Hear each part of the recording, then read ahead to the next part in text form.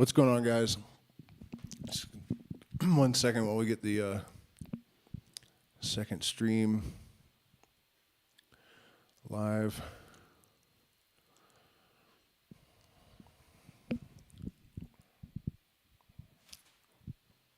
Wait, what do you mean no data? Oh.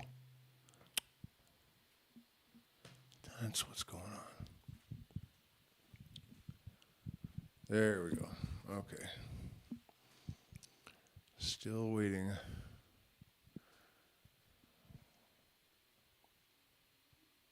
There we go. All right, so Freemasonry, one of the most maligned and misunderstood subjects on the entire planet. And I wouldn't necessarily say that this is true about Masonry anymore, especially after I actually spent the last week with a Mason drinking medicine, and he definitely doesn't have a very high opinion of the order at this juncture. I'm not really going to get into the exact details, but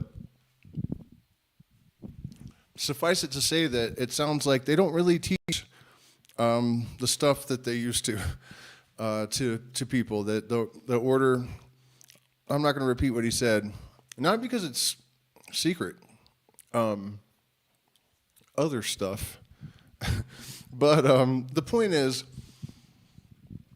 that the original mystery tradition that Freemasonry grew out of was the source and fount of inspiration and guidance and truth and even technology and mathematical progress, massive leaps in all sorts of sciences have grown out of the mystery tradition in ancient Greece, Babylonia, Syria, Egypt, and Europe and the United States.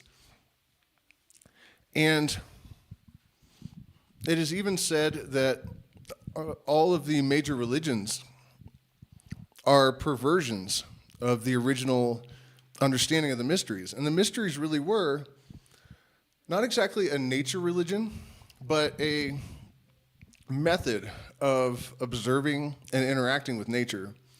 And it was there was no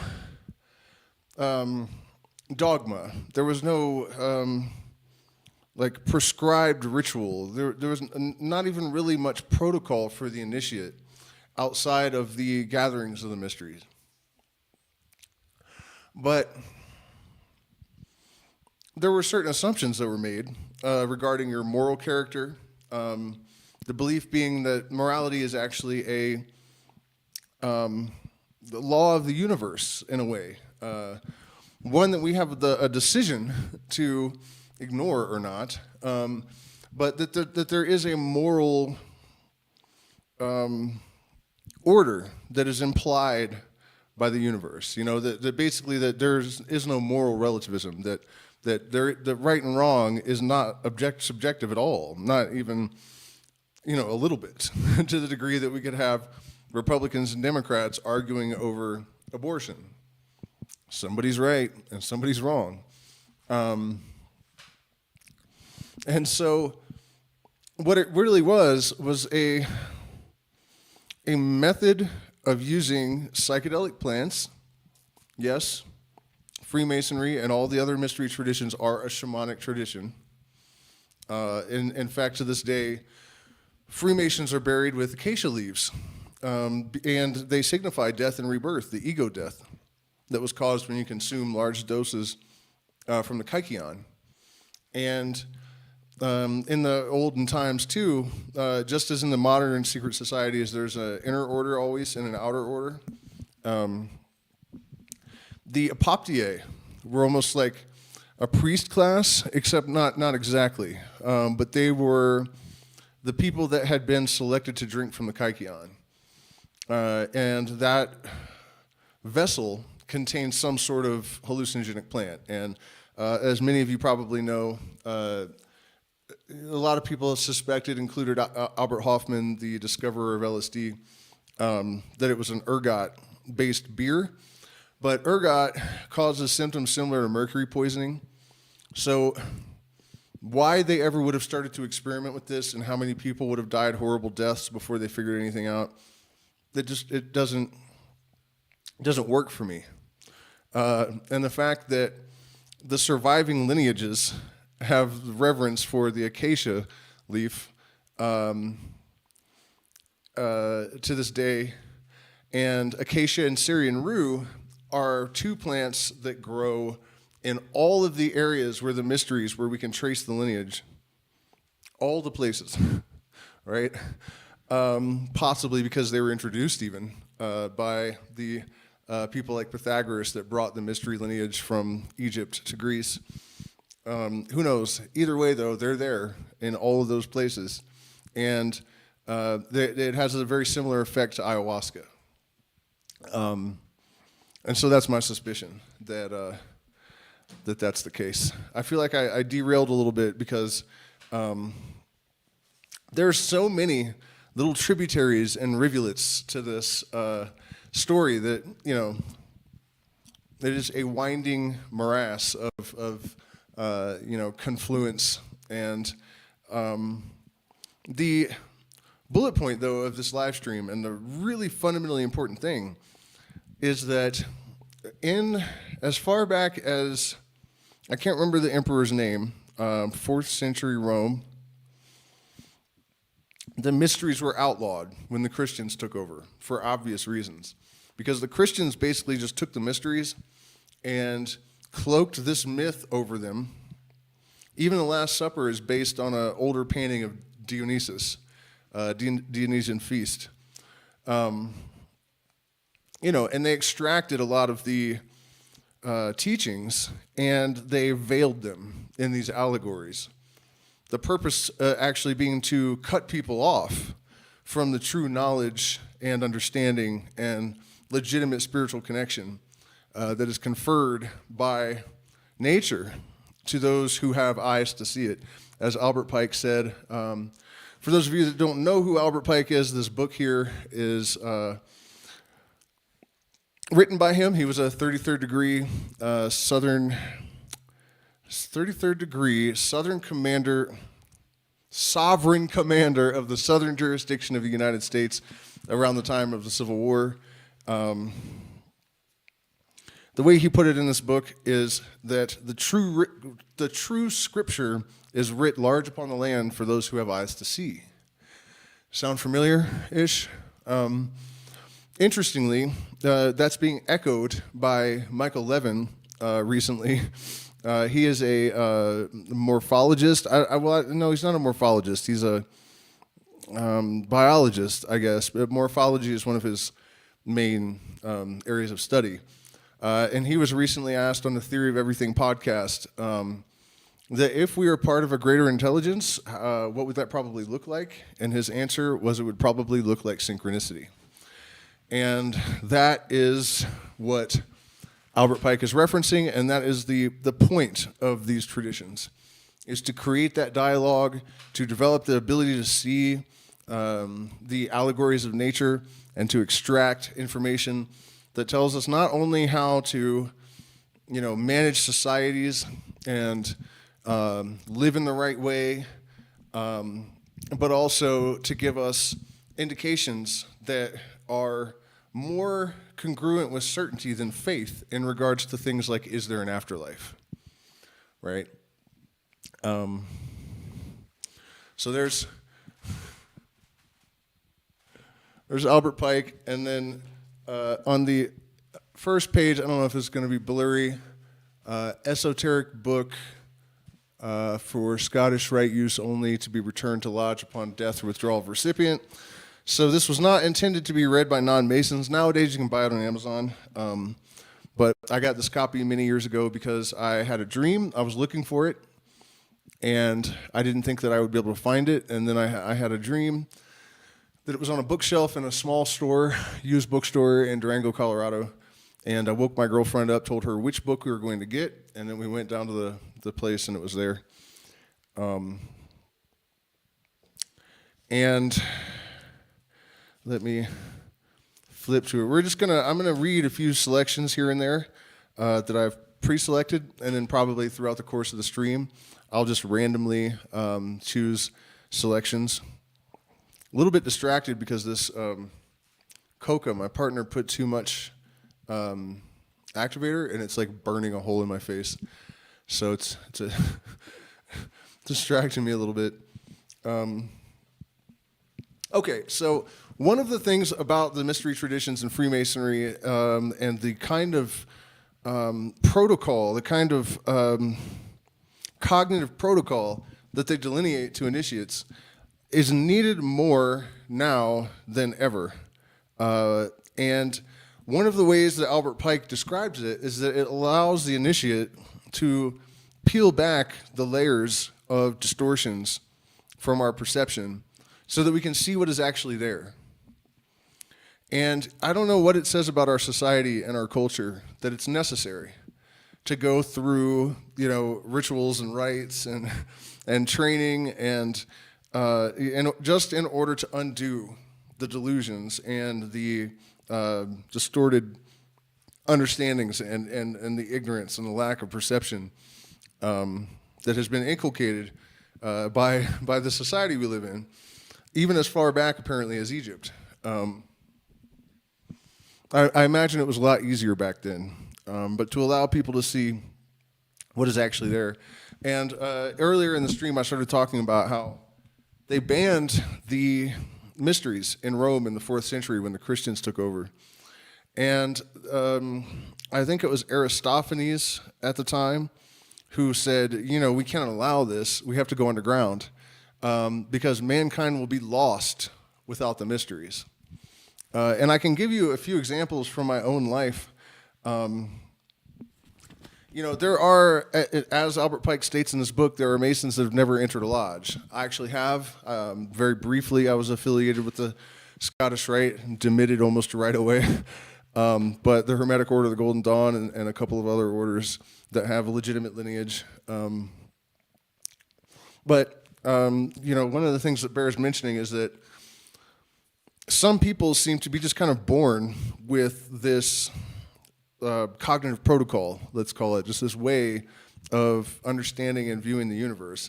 A lot of this stuff, I've kind of had the understanding of it since I was a child. I don't know why, I don't know what happened, but it's true.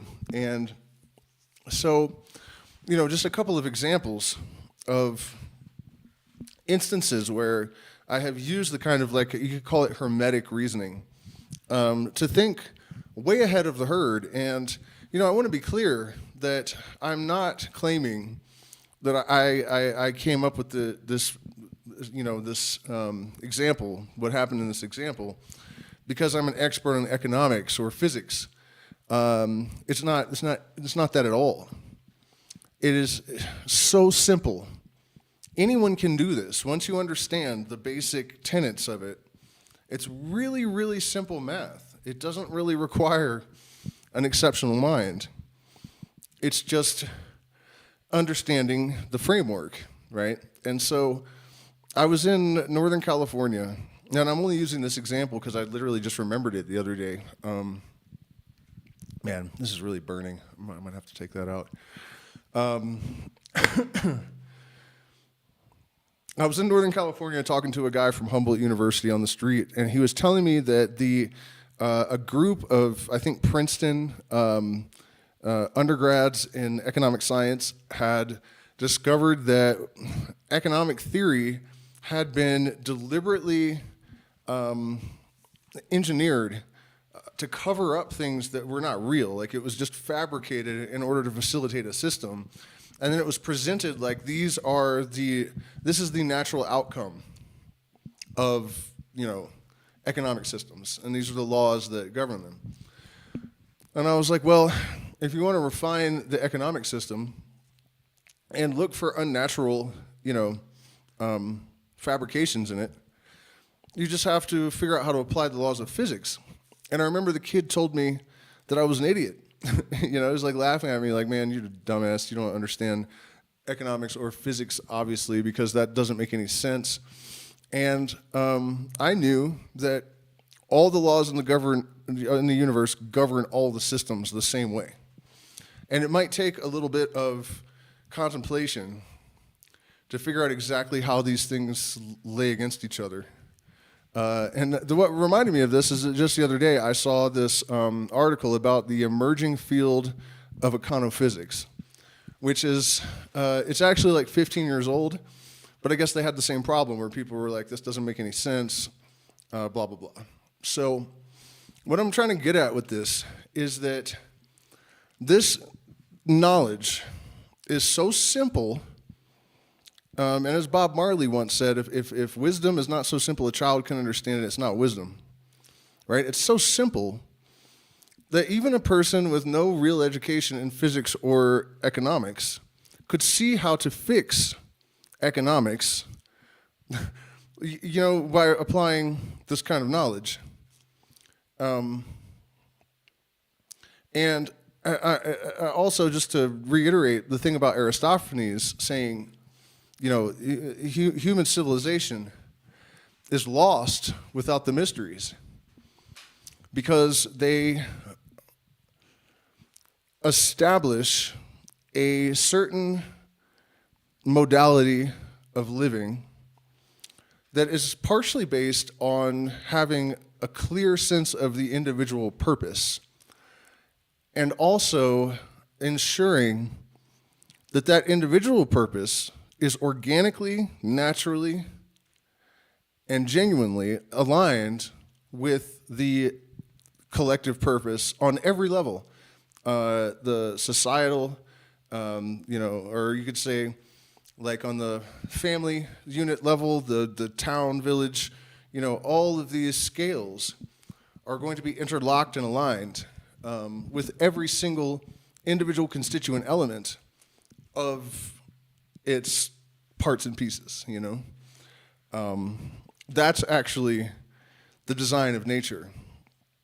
And as we'll see, that has all been deliberately occulted and hidden from people.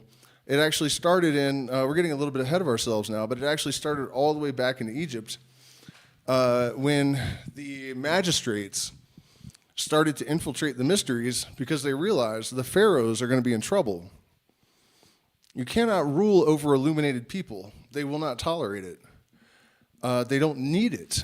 They know they don't need it. You organically, sincerely, naturally, without the undue influence of like traumas and cultural convention and your religious institutions and whatever, clouding your being, once you're freed from all that, you just sort of fall into place as a functioning unit within a greater whole, but without losing any of your individuality. People, I think, almost believe that you can't do those two things at once, that they're somehow antinomies or something. They just don't go together. And that's absolutely not true. And it's completely an engineered perception on top of it. Let me...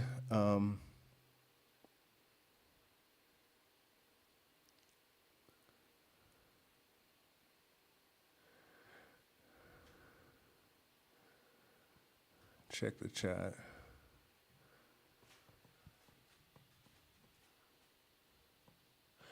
I hope we don't get too many. Oh, did my camera freeze or what?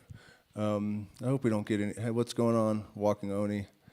I hope we don't get too many jackass trolls in the chat. I'm getting tired of those guys sometimes. I don't have any humor about it anymore. Okay, so do we start with the history?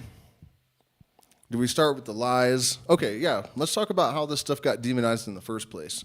One of the things that I think people overlook a lot in society when they're looking to analyze, the hows and whys of our current chaostrophe is that the mind works in symbols, a language of symbols, and there are archetypes that even if a person doesn't have direct conscious information regarding. You can still use these symbols to shape people, right?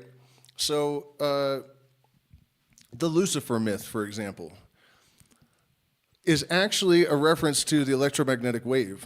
That's the light bearer. And the demonization of the name light bearer was a deliberate demonization of consciousness and knowledge itself. That is the kind of thinking that has been employed, and the people that have done those things understood, what they were doing, why they were doing it.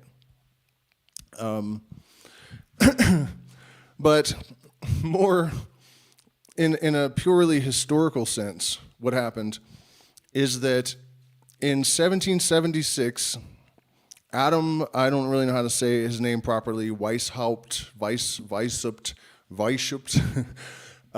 the guy that actually founded the Bavarian Illuminati, a messenger was hit by lightning and killed. And the police found a letter in his pocket that was a secret communication to other Illuminati agents that had been infiltrating the Masonic lodges with the goal of disrupting their stranglehold on the banking systems. And Weishaupt must have been a bit of an egomaniac because he wanted to get rid of religion and replace it with illumination, which is teachable. This was actually a realistic plan. Getting rid of religion may have been a little bit harder than he was thinking. But it is true that illumination can be taught to an extent. It can be catalyzed. The processes that result in illumination can be catalyzed deliberately. That might be a better way to put it than teaching. By the way, you guys, hit the like button, please. Share, subscribe. You can have one-on-one sessions with me that you can sign up for in the Patreon if you want to learn about this stuff in depth. And we are still booking for the last half of August and September, the retreats we're having here, where we'll be learning all about this sort of stuff, and ritual magic, and shamanism, and drinking medicine, and all sorts of other wonderful stuff, running around to the ruins, like the Temple of the Sun in Ollantaytambe, which is the world's oldest still functioning Incan village. So send me an email about any of that stuff or contact me on Patreon. I appreciate it because we're demonetized, and don't want to lose my train of thought here, which I'm afraid I just did. Okay, so Weishaupt's plans are discovered, and he's arrested, and his papers are seized from his sock drawer. Not Illuminati propaganda, this is for his personal diary. So we know what he's really thinking, And the other thing he wanted to do, and this is where the New World Order idea comes from, is that he wanted to get rid of borders and nations in order to end war. And one of the things that people are thrown off by with this idea is the idea that centralizing power globally sounds like a bad idea. But there's a lot more to this plan than that, and part of it was that illumination would be taught first. So in the words of the great Comte de Phoenix, the great paradox of the Comte de Phoenix, the absolute rule of the state will be a function of the absolute liberty of the individual will. And it sounds like a paradox. But what he's saying is there will never be a peaceful world. There will never be a harmonious society until all of the people are illuminated. Then they can have liberty because they have the power to be responsible for that liberty. And then, the rule of the state being the absolute sovereignty of the individual will be permissible because in an illuminated society, not to say that it would be absolute utopia, but without people constantly shaking the ant farm, dividing political parties and pitting the people against each other and deliberately dumbing down the educational systems. And you know what I mean? If we did all the opposite of that shit, then the absolute rule of the state will be a function of the absolute liberty of the individual will. And not until then. It'll never be possible otherwise. Everybody can run around the planet fighting about all their ism, schism, bullshit, and none of them are gonna work. This is the only way. And they were right. They were right. You know, if your criticism is like, well, that's too naive and lofty, A, you don't understand what illumination is, and B, okay, well then this is this world. That's what you get. Those are the two options. There's no other third option. And so, in 1933, some fundamentalist Christian woman, got a hold of Adam Weishaupt's writings from his sock drawer, and she wrote a book called Secret Societies. And of course, the fundamentalist Christian, when you see get rid of religion, they're like, Satan, this is satanic. No, you idiots. This is so much older that you guys designed your Satan on the Orphic, the bull that cracked the horn that cracks the Orphic egg, and anyways, we'll talk more about that later, but I mean, give me a break. And also getting rid of all of the nations. How patriotic the right is supposed to be. That they're heavily branded. They think it's like a moral thing that they're fulfilling, but really they've been branded deeply, profoundly. So that's where it all came from. That's the beginning of this whole belief that the Illuminati and the Freemasons are evil and satanic and trying to control you, when in reality, it was the complete opposite. And the fact that so few conspiracy theorists have ever read Morals and Dogma or looked at the Illuminati papers and actually read what Weishaupt was saying should happen, then they would realize the Orwellian tactic of framing friend as enemy and liberator as, oppressor. And you know what I mean? It's simply and precisely because these fraternities, these orders, were the guardians and the repositories of the most powerful wisdom in the history of every culture on this planet, consolidated and refined, the wheat from the chaff, separated by the adepts of old. They don't want you looking at it. They don't want you looking at it, so they've told you it's evil. That's the reality. Believe it or not. But you don't have to believe me. You can just actually go and read the material firsthand instead of listening to Alex Jones and David Icke and all these other profiteering, fear-mongering morons that people think are liberating them, and they're actually just the archons in Gnosticism, scaring people away from the truth. And speaking of archons, I actually just found out the other day, I knew that there had to be something to this many years ago. But when I was reading the Nag Hammadi texts, it occurred to me that these visions seemed really legitimate. It didn't come off like the Bible, which is just obviously just garbage. It seemed like real visionary and maybe even plant medicine. Like these people have drank Syrian rue and Acacia. These seem like mystery adepts that are veiling everything in a Christian, they don't want to get burned alive. And I thought the archons are not spirits, they're people. And then about a week ago, I discovered that the Archon Basilius was the title of the magistrates in Rome that infiltrated the mysteries and did what the archons and the Gnostic texts do. They are people. They're just people. So that was interesting. All right, so let me give you guys, first of all, an example of the first thing that is told to Masonic initiates when they take the Entered Apprentice degree. And the symbol of the Entered Apprentice is should we talk about how the mysteries started in Babylon and Syria and then found their way to Greece before going to Europe and how they ended up in the United States? Or let's do this and then we'll talk about that, I guess. So, force, unregulated or ill-regulated, is not only wasted in the void, like gunpowder burned in open air, and steam unconfined by science, but striking in the dark, and its blows meeting only the air, they recoil and bruise themselves. It is destruction and ruin. It is the volcano, the earthquake, the cyclone, not growth and progress. It is Polyphemus blinded, striking at random, and falling headlong among the sharp rocks by the impetus of his own blows. The blind force of the people is a force that must be economized and managed, as the blind force of steam, lifting the ponderous iron arms and turning the large wheels, is made to bore and rifle the cannon, and to weave the most delicate lace. It must be regulated by intellect. Intellect is to the people and the people's force what the slender needle of the compass is to the ship, its soul, always counseling the huge mass of wood and iron, and always pointing to the north.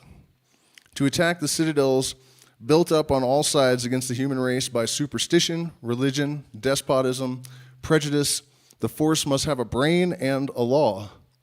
Then its deeds of daring produce permanent results, and there is real progress.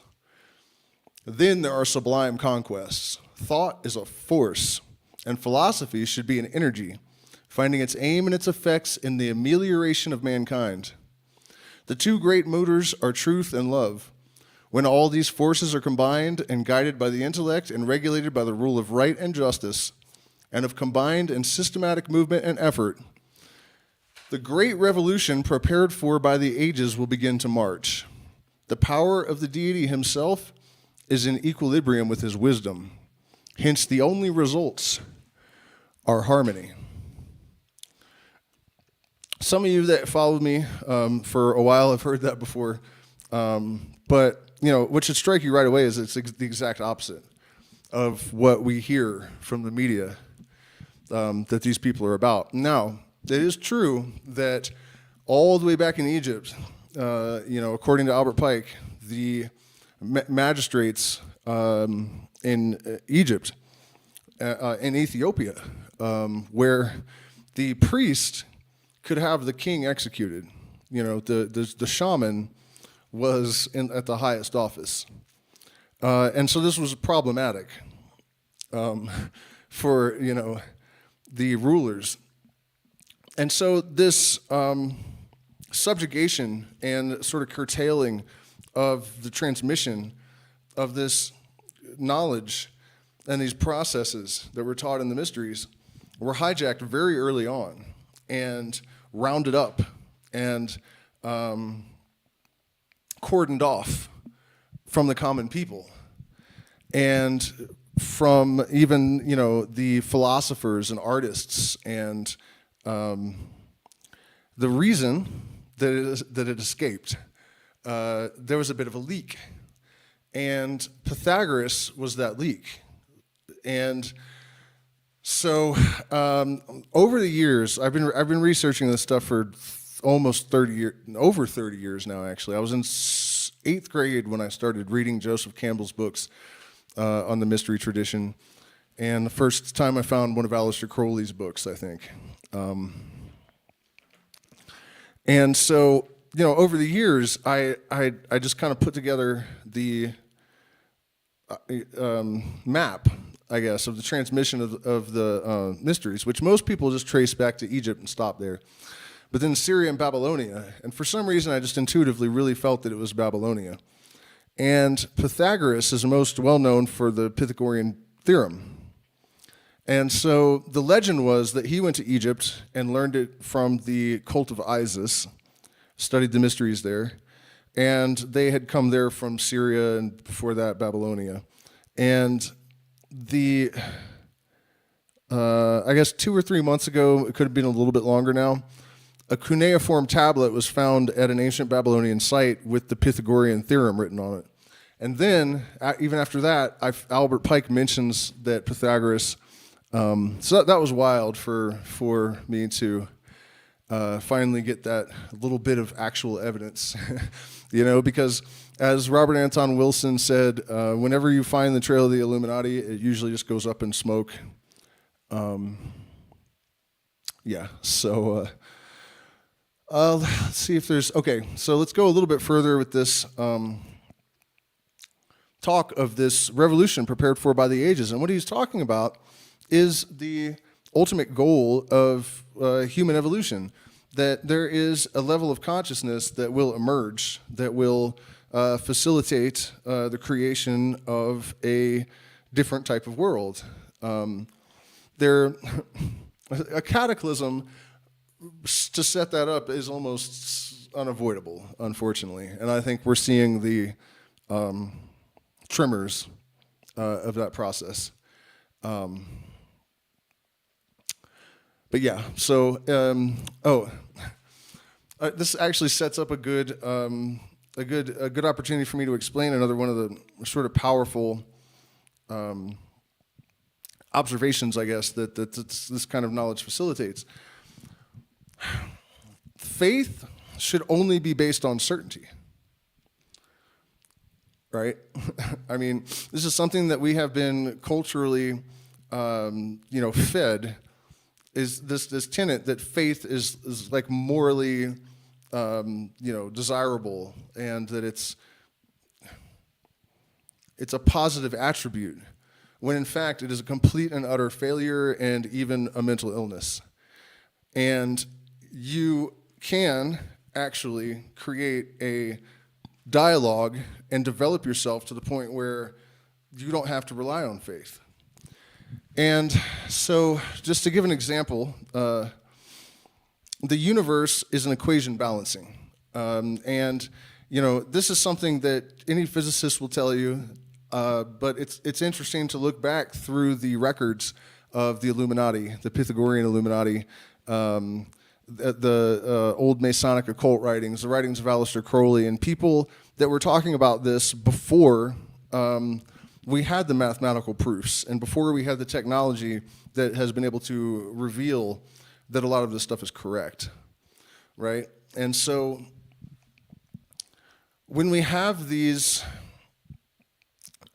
periods of chaos and upheaval and disruption, it's a mathematical certainty that the system will find homeostasis. So,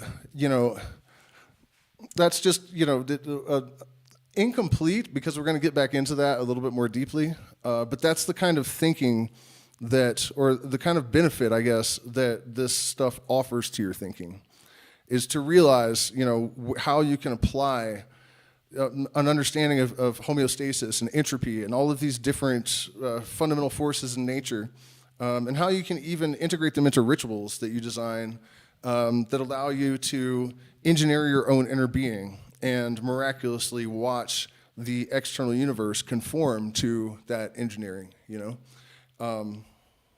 So let's get through this little bit of writing here. It is because force is ill-regulated. And remember that we said thought is a force. So force is ill-regulated is also the same as saying thought is ill-regulated. That revolutions prove failures. It is because force is ill-regulated that revolutions prove failures. Therefore it is that so often insurrections, coming from those high mountains that domineer over the moral horizons, justice, wisdom, reason, right, built of the purest snow of the ideal after a long fall from rock to rock, after having reflected the sky in their transparency and been swollen by 100 affluents in the majestic path of triumph, suddenly lose themselves in quagmires like a California river in the sands. The onward march of the human race requires that the heights around it should blaze with noble and enduring lessons of courage, deeds of daring dazzle history, and form one class of the guiding lights of man. They are the stars and coruscations from that great sea of electricity, the force inherent in the people, that great sea of electricity.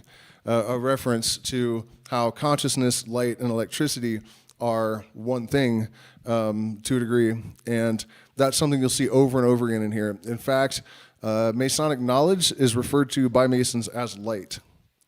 And this is a mystery that I have been wrestling with in so many ways for so many years, and from the scientific community right now, there's so many incredible confirmations of all of this kind of ancient knowledge.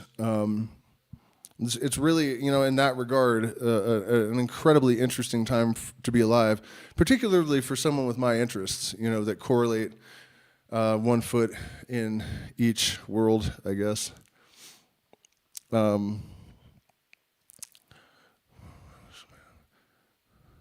They are the stars and coruscations from that great sea of electricity, the force inherent in the people. To strive, to brave all risks, to perish, to persevere, to be true to oneself, to grapple body to body with destiny, to surprise defeat by the little terror it inspires, now to confront unrighteous power, then to defy intoxicated triumph. These are the examples that the nations need and the light that electrifies them. And so that's just a bit from the introduction. Hopefully I did not lose my marker when I dropped the book. I sure did. That's all right. I know what chapter it is. Also, a clue that I can give you about how all of this works and why it works is given in the way that he makes all these allegories. The force of the people, how did he put it exactly? Like gunpowder burned in the open air and steam unconfined by science. These observations of how things work in nature can be applied to any system. So once you have knowledge of one system, you can superimpose that on another system. So for example, if you are looking to design a lasting society and an economic system, people think that having the 99% at the bottom and the 1% at the top is like this grave injustice. And in a sense, it is. But what is the most stable shape in the universe? A pyramid. So, that's this knowledge of geometry and physical law applied to systems that are engineered by man in this way that is not so obvious. It's not just based on the physics of movement and, this kind of knowledge of natural law that engineering might use. It's something a little bit more obscure and abstract than that.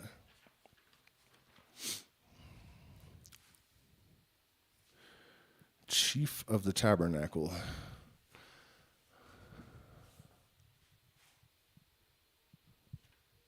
By the way, in my Patreon, we actually go through these degrees one at a time, not necessarily in order. And we have been doing that for a couple of years now, actually, from this one book. And really some tremendous stuff there. And you do get access to all of the old streams as well as the new ones. Yeah, well, we'll definitely talk about Aleister Crowley at some point in this stream. Definitely another person like the Illuminati and the Freemasons that have a much worse. Candace Owens was talking about Crowley today. Oh, no way. Should we watch that, you guys? Oh, man. I'm almost tempted to derail this stream. Maybe I'll do it tomorrow. I can't wait to see the just utter fucking diarrhea that flows from her mouth. Okay, so we're going to look at, this is Prince of the Tabernacle, actually. We're not going to do that. I don't want to do anything we haven't already done in the Patreon because I don't want my patrons, I don't want to be repeating stuff in the secret streams. So I'm not going to do anything that we haven't discussed, and that's the next part, by the way, for my patrons. Degree 24 is Prince of the Tabernacle. So this is really, a lot of the secrets and mysteries, and the best summation that I've ever encountered of this stuff is probably found in these few pages here. The chief of the tabernacle. Among most of the ancient nations, there was, in addition to their public worship, a private one styled the mysteries. And in this case, we're talking about the Eluesinian Mysteries, which Plato and Aristophanes and a lot of the other sort of elite Greek thinkers, they all attended. And that's where the Kykeon was served that I believe had Acacia rue in it. The most widely disseminated of the ancient worships were those of Isis, Orpheus, Dionysus, Ceres, and Mithras. Many barbarous nations received the knowledge of the mysteries in honor of these divinities from the Egyptians before they arrived in Greece. And even in the British Isles, the Druids celebrated those of Dionysus, learned by them from the Egyptians. The mysteries of Eleusis, celebrated at Athens in honor of Ceres, swallowed up, as it were, all the others. All the neighboring nations neglected their own to celebrate those of Eleusis, and in a little while, all Greece and Asia Minor were filled with initiates. Now, why would that be? For one thing, the Kykeon. They had something that worked. When you consider that the ancient Greeks knew about atoms, you know why? DMT is why, you know? And the mysteries also, you know, your success is your proof. When we look at the distance between Plato and the common person, there's more distance between Plato and the common person as there was between the common person and a chimpanzee. This is partially from partaking in the Kykeon, as Plato himself readily admitted, Aristophanes as well. And so not only that, but the mystery tradition, I think one of the things that changed when it came to Greece, probably largely due to Pythagoras' influence, is that the fact that in Egypt they had switched to a monotheistic religion, and the Greeks were used to this pantheistic thing. And I don't think the Greeks, at least not the educated Greeks, really believed in the literal existence of these gods. They understood that they were all archetypes and allegories. And so the Greeks were more receptive to the cultures and ideas, or the ideas from the other cultures. So the Eluesinian Mysteries became a repository. It became a mixing bowl where, you know, the mysteries of Isis and Osiris, and if there was a traveler from the Druids that had their version of the Dionysian Mysteries, they would be welcome as well, and their ideas would be welcome. And then the apoptyae, the inner circle, would filter through all this stuff and figure out what is the best and the most useful to try to separate the superstition and the allegory from the reality. And ultimately, until pretty recently, that's what Freemasonry was supposed to be. A repository of all of this information that was collected in all of these mysteries over, you know, thousands of years, presumably. So that is why the Eleusinian Mysteries swallowed up all the rest, because they would receive the knowledge and not reject any of it.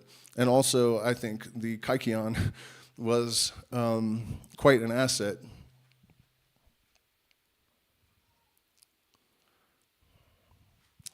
And so they spread from Greece into the Roman Empire and even beyond its limits. Those holy and august Eleusinian Mysteries, and Cicero, in which the people of the remotest islands are initiated.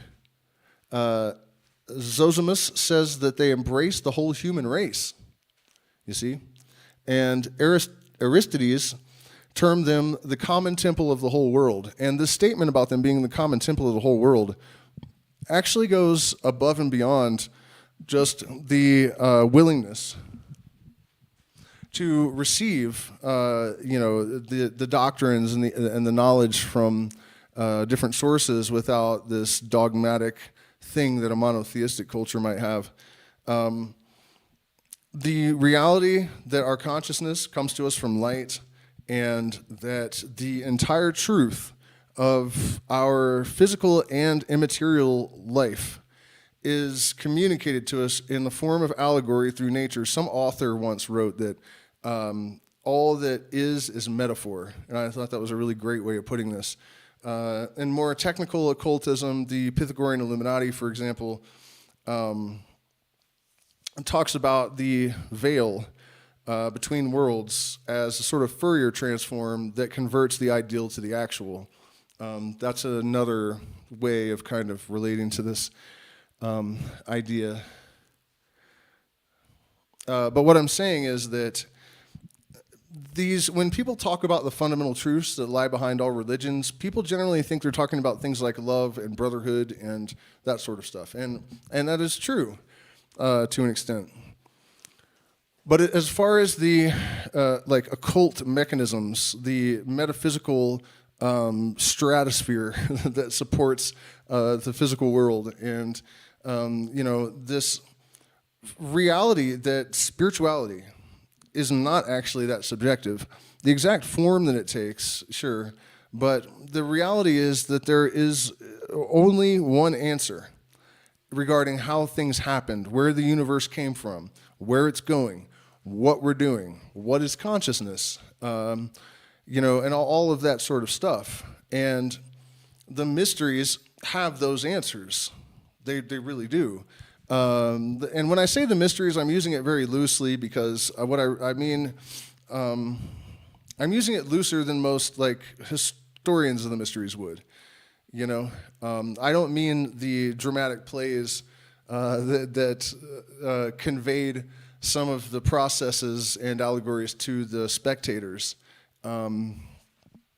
It's this stripping away of all of the provisional programming, the cultural convention, the religious influence, the Judeo-Christian psychology for those of us from places like the United States and Europe that has infected our being, even if we're not Christian ourselves or Jewish or whatever.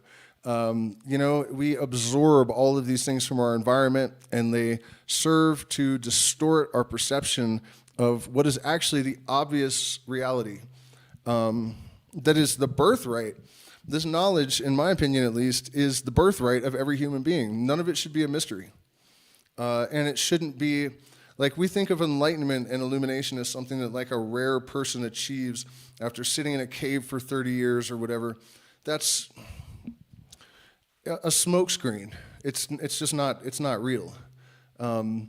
It's so much more simple and so much more accessible, and the universe actually in a way is fair in the sense of everything. The law of necessity is how the secret doctrine would phrase it. The law of necessity, or the Pythagorean Illuminati call it the principle of sufficient reason, right? Actually, Albert Pike in this book says they are not his laws. They are not just because they are his laws. They are his laws because they are just. And that doesn't mean fair in the moral sense. It means that the universe is predicated along the lines that it is because it couldn't be done any other way. And every element of it is like that. So if illumination is necessary, it is not inaccessible. That's not how the universe works. At any rate, let's keep pushing on here. These were in there were in the Eluesinian feast two sorts of mysteries: the great and the little. The greater and lesser, people usually term that. The latter were a kind of preparation for the former, and everybody was admitted to them. Ordinarily, there was a novitiate of 3 and sometimes of 4 years, and this has become a problem, I think, because in the old days, like the Eluesinian mysteries, you had to basically, what do they call it in like the Hell's Angels when you do this? Damn it.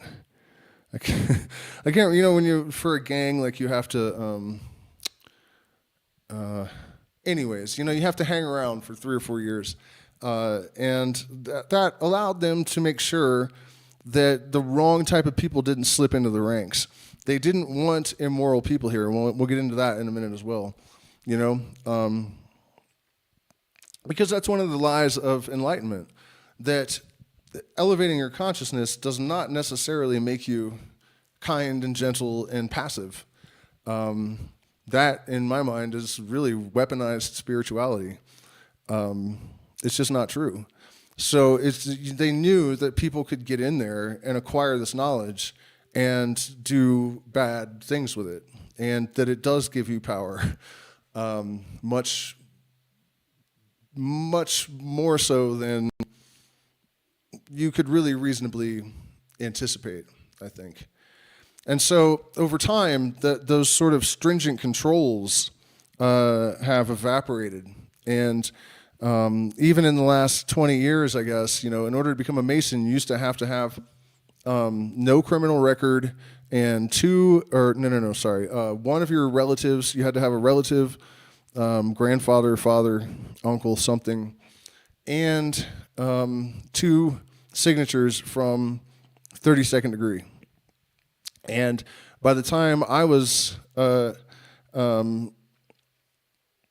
attending lodge, I had a criminal record, the 32nd degree lodge master, that he was also a retired police officer. He also had a criminal record. And it was crazy because I thought for sure, I had long hair, I was an outlaw pot grower. I saw them as deeply institutionalized, and I thought there is no way in hell that they're going to let me into the lodge looking like this even. And that was not the case. And I'm not necessarily saying that not allowing people in that have a criminal record is the reason for this deterioration.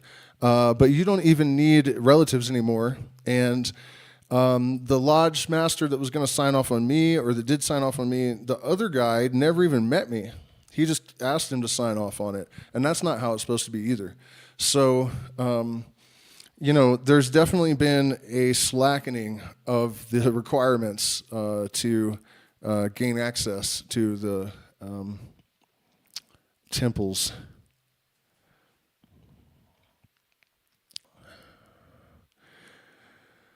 Clemens of Alexandria says that what was taught in the great mysteries concerned the universe and was the completion and perfection of all instruction. And I agree 100% with that.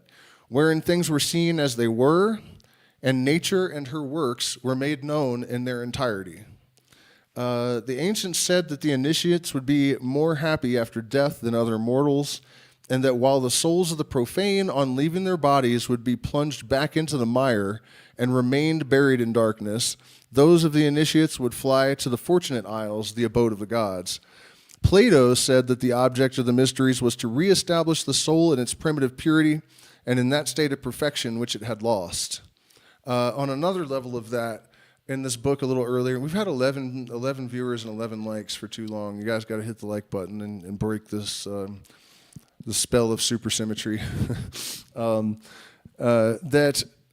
This ancient knowledge was actually known universally around the entire planet, more or less, and that man had the truth and found error, wandering along in the darkness of superstition and whatever else.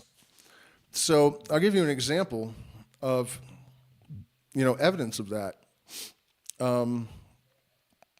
The circle is the symbol of the microcosm and is maintained in ritual almost everywhere on the planet the same way. It's the symbol for the microcosm of the shaman, magician, druid, whoever it is that's working in there, and it's their job to maintain the energy. And there are always 4 points that are assigned to make the base of the triangle, or you could think of them as the 4 fundamental forces of physics, or the 4 elements, 4 archangels, and in rituals like the LBRP, they have all these layers of meaning. And so this acknowledgement of the 4 directions is like universal everywhere. But even more to the point, I think,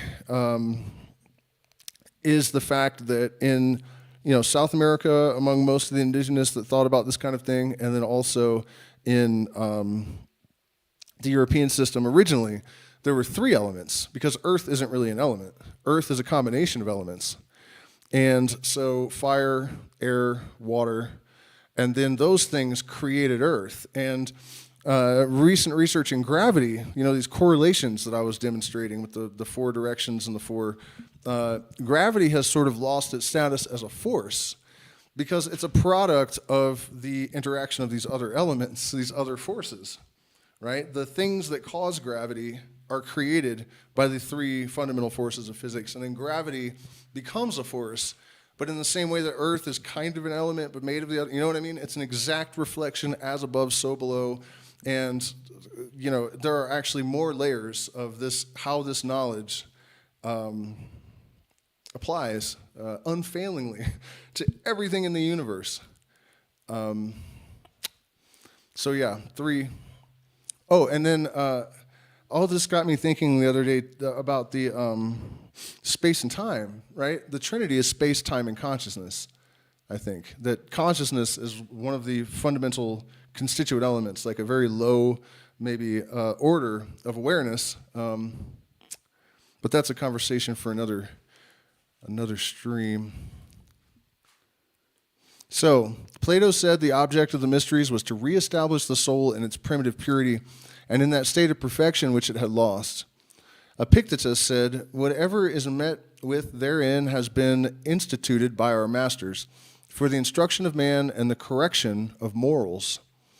Proclus held that initiation elevated the soul from a material, sensual, and purely human life to a communion and celestial intercourse with the gods, and that a variety of things, forms, and species were shown initiates representing the first generation of the gods. Purity of morals and elevation of soul were required of initiates. Candidates were required to be of spotless reputation and irreproachable virtue. Nero, after murdering his mother, did not dare to be present at the celebrations of the mysteries afterwards. And Antony presented himself to be initiated as the most infallible, unchallengeable mode of proving his innocence in the death of Avidius Cassius. The initiates were regarded as the only fortunate men. It is upon us alone, said Aristophanes, that shineth the beneficent day star. We also receive pleasure from the influence of his rays, we who are initiated and who practice toward citizen and stranger every possible act of justice and piety. There's something deeper being communicated there. He doesn't mean that the sun only shines on initiates, literally, obviously. What he means is that, as Rupert Sheldrake also believes, not only does our consciousness emanate from the sun, I mean, think about how we have subconsciously even labeled these things with this truth. Soul, S-O-L. So this light is whole, but then you put you into that S-O-L, you, and it becomes an individual unit of consciousness, a soul. Soul and soul, So he was talking about having this knowledge of that, and receiving pleasure and benefit from it means that they are aware that they're having a conscious dialogue with the sun and the light. Sheldrake actually went so far as to say that he thinks that when the sun has coronal ejections and storms, that is its way of amplifying its ability to interface with consciousness here on Earth. And I actually experienced that once in a way that is pretty difficult for me to dismiss.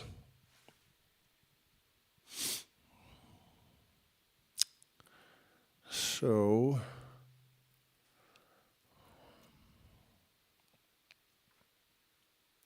and it is therefore not surprising that in time initiation came to be considered as necessary as baptism afterward was to the Christians, and that not to have been admitted to the mysteries was held as a dishonor. It seems to me, said the great orator, philosopher, and moralist Cicero, that Athens, among many excellent inventions, divine and very useful to the human family, has produced nothing comparable to the mysteries, which for a wild and ferocious life have substituted humanity and urbanity of manners.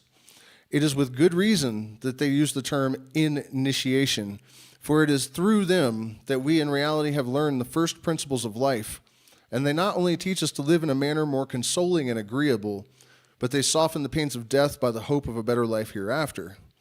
Where the mysteries originated is not known.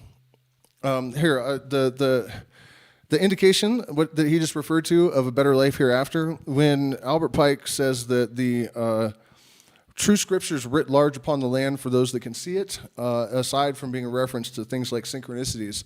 I was listening to the Flaming Lips the other night, and there's this line in the song, do you realize the sun doesn't go down, it's just an illusion caused by the world spinning round? And it hit me. I was actually honestly like really embarrassed to have missed this obvious metaphor in the past. But it hit me that if reading nature is the key, then the fact that the sun, which is the source of our soul, doesn't actually go down and is just appearing to be gone is an indication, according to this line of thinking, that we are in fact eternal and that death is an illusion. Because it's just really fundamentally one thing doing one thing and a bunch of reflections that are refractions of this one thing or variations of it. In fact, a friend of mine many years ago told me a story about a, guru type that his friend begged him to go see and paid for it because, he's like, that's not my thing. I'm not interested in gurus. But he went and he said this guru came in and he walked out to the table and he was just a regular white dude, normal looking white dude. And he sits down at the table and he just starts writing. And like 5 minutes go by, 10 minutes go by, 15 minutes go by. The guy's just still sitting there writing. And, this guy who, by the way, was actually the original singer of the band Ugly Kid Joe. Some of you guys, if you're my age, might remember that. Not when they were famous, but, that was his replacement, the guy that they made it with. So this guy's telling me so then he's writing, 10, 15, 20 minutes go by, whatever, and finally the guy looks up and he's like, do you have any questions? and so, somebody raises their hand and says something like, my wife's a whore, and my dog's dead, and my truck broke down, and I lost my job, and I don't understand what the hell's going on. And he said, the problem is you think there are all these things doing all of these things, and that there's really only one thing doing one thing. And then the next person, he calls on them, and they say, all these horrible things are happening to me, blah, whatever. He just says the same thing to every person. And he never told me the name of this guru, so I've never been able to check on it, but he said because of this one thing that this guy was saying to people, the United States government ejected him from the country. And I don't know if it's true or not, but I can tell you that once I had that, it's like, the generic version is that it's all one thing. But for some reason, when you just twist the phrasing a little bit and say it's all one thing doing one thing, that sort of, the seed of that planted in my head. And over the next few years, every once in a while, something would germinate out of it, and I would see why that guru got kicked out of the United States for saying this to people. Anyways, where were we?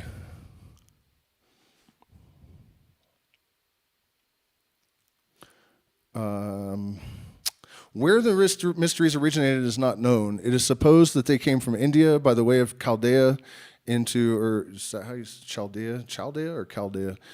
Egypt, and thence were carried into Greece.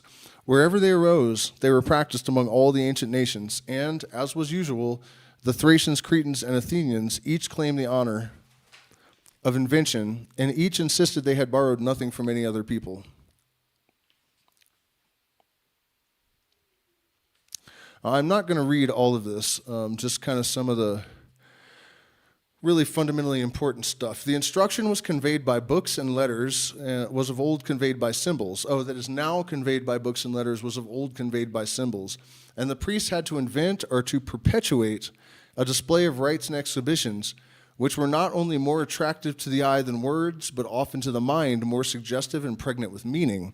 And the reason for this is manifold, but one easy way to think about it is in the context of the Hebrew alphabet, which is used in the Western occult tradition for a number of reasons. But and this is kind of the same idea behind sigils.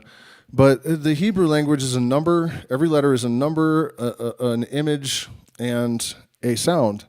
And so you have this quality of having compressed information and also having a mathematical layer to all of the configurations of language. And one of the best examples I can give as to how to demonstrate, it's funny because ancient Hebrew is supposed to be a dead language, but in terms of functionality, it is very much alive. The tetragrammaton is 4 letters that conceal the unspeakable name of God. And the idea is that, and it makes sense actually, in terms of the physics of it, that the vibration that created the universe, that set it all into motion, that wave that compelled the chaotic energy of the primordial soup to symmetry and order, if you were to meet it with the same sound, it would cancel out, and the universe would be destroyed. And that's why you're not supposed to say four-letter words. Seriously, that's where that comes from. And so each of those letters represents one of the four elements. And then if you take the letter Shin, which represents spiritual fire, like not like fire, more like elemental fire, or you could even say consciousness, electromagnetic energy, and you place the tetragrammaton in the center of, you place the letter Shin in the center of the tetragrammaton, and it becomes the pentagrammaton, and if you speak it, it's Yoshua, Savior. So the four elements are animated and redeemed by a spirit.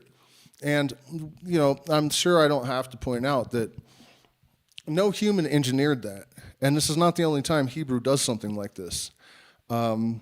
So the implication is that not only do these symbols, with the integration of layers of meaning in triplicate or more, at least triplicate though, the effect isn't just psychological. There is a functional magic that is imbued in these symbols by the integration of all these layers of meaning. Does that make sense? And so that's what he's saying here, that before this written language, or before the mysteries and the knowledge was communicated with these kind of inert symbols, there were these more sophisticated symbols. And I think also that those lost symbols probably were much more efficacious at communicating this stuff than our dead-ass language. Terence McKenna, you know, all of those type of people, Timothy Leary and Robert Anton Wilson, all of the psychedelic greats, they all were all, you know, Joseph Campbell, heavily versed in the mysteries. But, you know, Terence McKenna, one of his main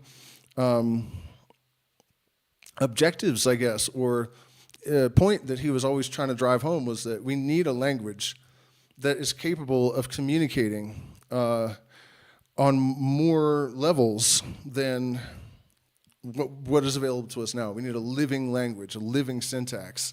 And it seems that the mysteries, we may have had that living language and lost it.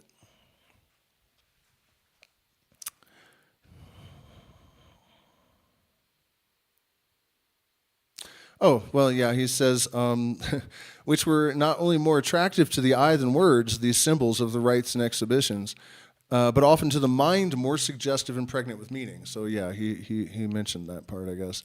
Afterward, the institution became rather moral and political, more moral and political than religious or spiritual. The civil magistrates shaped the ceremonies to political ends as far back as Egypt.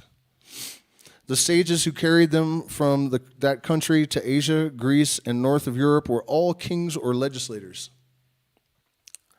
The chief magistrate presided at those of Eleusis, represented by an officer styled king, and the priest played but a subordinate part, where prior to this, the priest was above the king. The powers revered, and isn't that wild how the dynamic, you know, subverted, and spirit became this, you know, trivial secondary element. And look at our world. The powers revealed in the mysteries were all in reality nature gods, none of whom could be consistently addressed as mere heroes because their nature was superheroic. The mysteries only, in fact, were a more solemn expression of the religion of ancient poetry, and they taught the doctrine of theocracia, or divine oneness. They were not in any open hostility with popular religion, but only a more solemn exhibition of its symbols, or rather a part of itself in a more impressive form. The essence of all mysteries, as of all polytheism, consists in this: that the conception of an unapproachable being, single, eternal, unchanging, and that of a God of nature, whose manifold power is immediately revealed to the senses in the incessant round of movement, life, and death, fell asunder in the treatment and were separately symbolized. They offered a perpetual problem to excite curiosity and contributed to satisfy the all-pervading religious sentiment, which, if it obtained no nourishment among the simple and intelligible, finds compensating excitement in a reverential contemplation of the obscure. That is a little bit difficult to really elucidate well, but it takes a lot of skill and subtlety to design symbols or rites that catalyze these kind of things. By the way, if you're a person that's looking to understand ritual magic and how it works and the way that it interfaces with our, psychological composition, different facets of it and all that, the lesser banishing ritual of the pentagram is absolutely the easiest way to wrap your head around how all of this works and why it works, that I'm aware of anyways. I think it's the greatest ritual ever written, to the extent that even people that don't believe in magic to any extent should derive benefit from regular practice of it. But basically what he's saying here is that, there's sometimes very concise instruction is going to be less effective than more abstruse instruction, because you don't want to...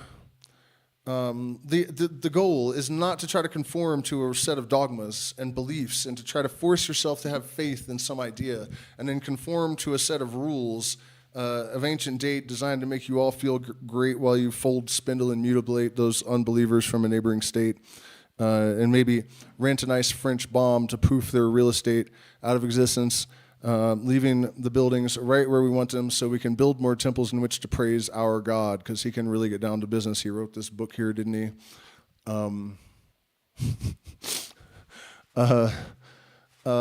So you want to catalyze experiences in people rather than just telling them what to think. They have to figure it out for themselves. That was like the major difference between, well, not that there is only one. There are several major differences between religion and these processes that were catalyzed in the mysteries, with psychoactive plants, studying of symbol, study of the allegories of nature, studying philosophy, mathematics.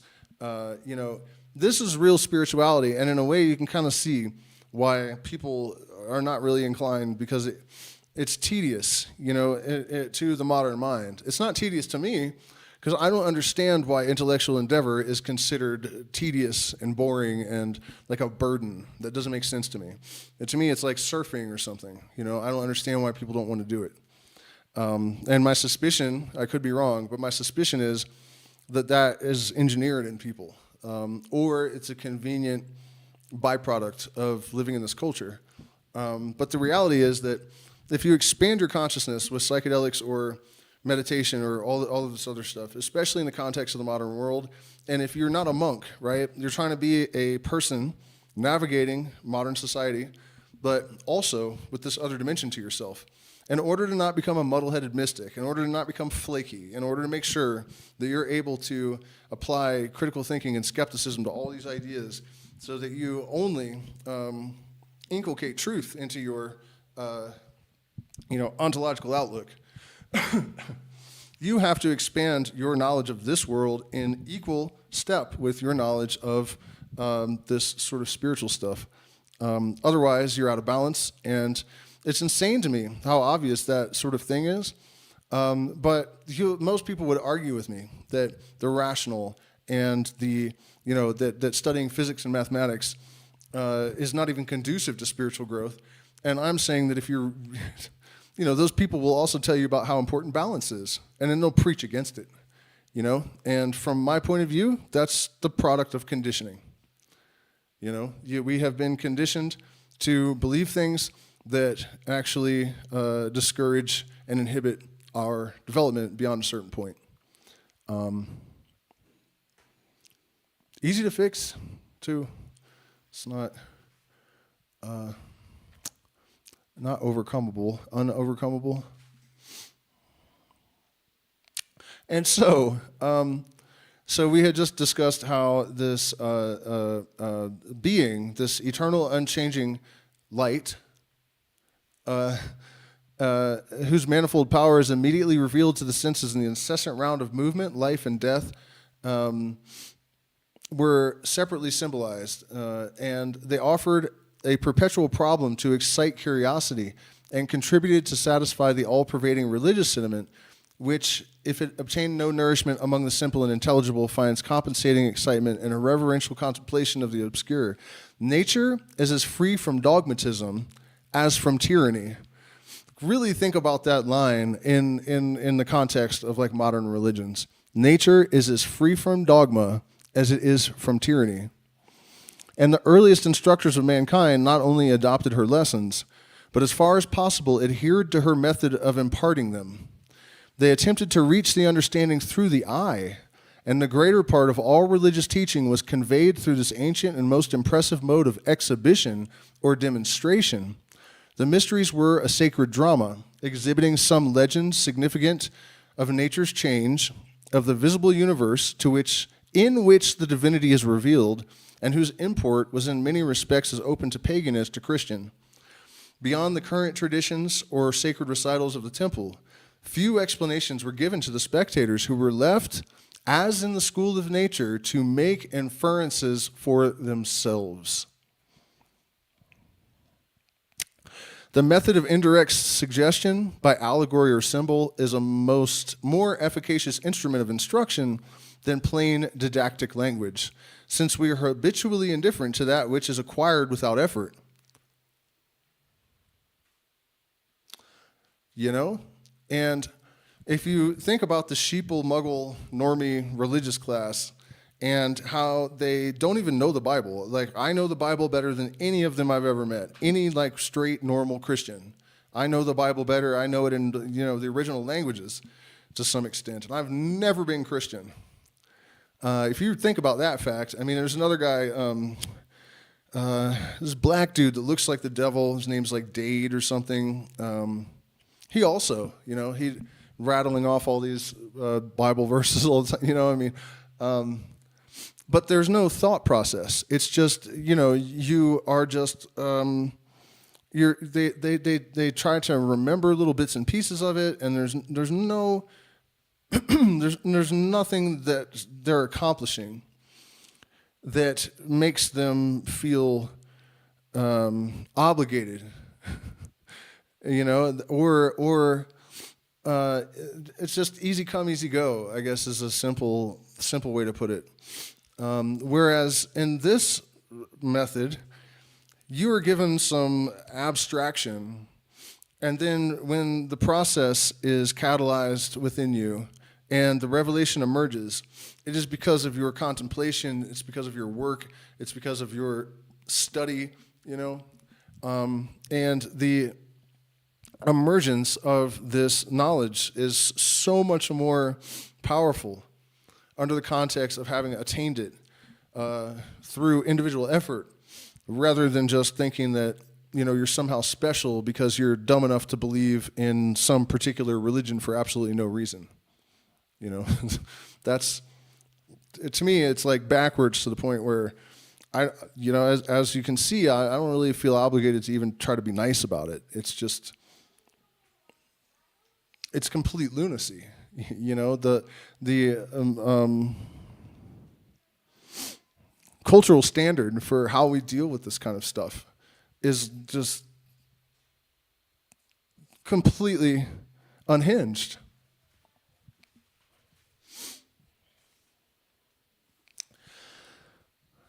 The initiated are few, though many hear the thyrsus. Many bear the thyrsus. And it would have been impossible to provide a lesson suited to every degree of cultivation and capacity unless it were one framed after nature's example, or rather a representation of nature herself, employing her universal symbolism instead of technicalities of language, inviting endless research, yet rewarding the humblest inquirer and disclosing its secrets to everyone in proportion to their preparatory training and power to comprehend them.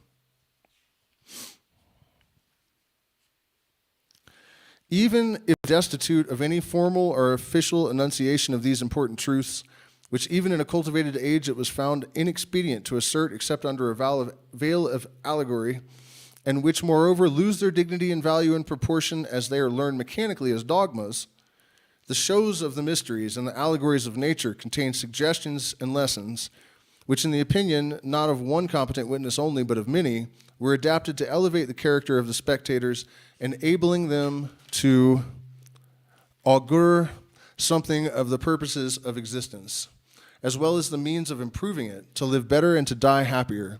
Unlike the religion of books or creeds, these mystic shows and performances were not the reading of a lecture, but the opening of a problem, implying neither exemption from research nor hostility to philosophy. On the contrary, philosophy is the great mystagogue or arch-expounder of symbolism. Through the interpretations of of the Grecian philosophy of the old myths and symbols were in many instances as ill-founded as in others they are correct.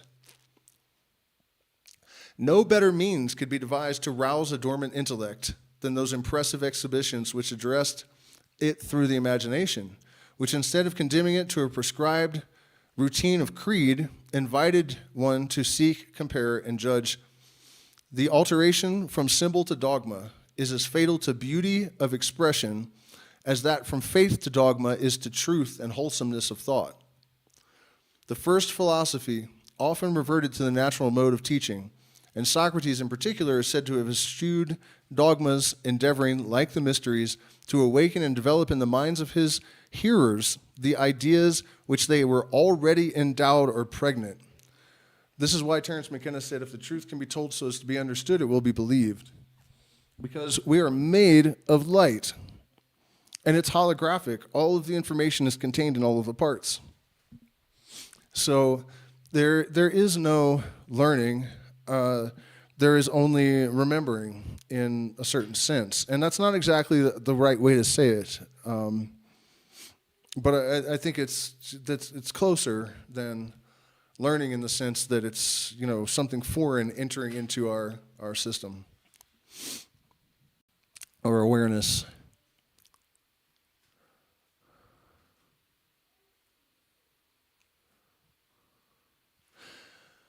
Okay, so Socrates in particular would rather awaken and develop in the minds of his hearers, the ideas with which they were already endowed or pregnant than to fill them with ready-made adventitious opinions. So Masonry still follows the ancient manner of teaching. Her symbols are the instructions she gives, and the lectures are but often partial and insufficient one-sided endeavors to interpret those symbols. He who would become an accomplished Mason must not be content merely to hear or even to understand the lectures, but must, aided by them, and they having as it were marked out the way for him, study, interpret, and develop the symbols for himself. The earliest speculation endeavored to express far more than it could distinctly comprehend, and the vague impressions of the mind found in the mysterious analogies of phenomena their most apt and energetic representations. The mysteries, like the symbols of Masonry, were but an image of the eloquent analogies of nature, both those and these revealing no new secret to such as were or are unprepared or incapable of interpreting their significance. Everywhere in the old mysteries and in all the symbolisms and ceremonial of the Hierophant was found the same mythical personage, Hermes, Zoroaster, that unites human attributes with divine, and is himself the god whose worship he introduced, teaching rude men the commencements of civilization through the influence of song, and connecting with the symbol of his death, emblematic of that of nature, and most essential consolations of religion.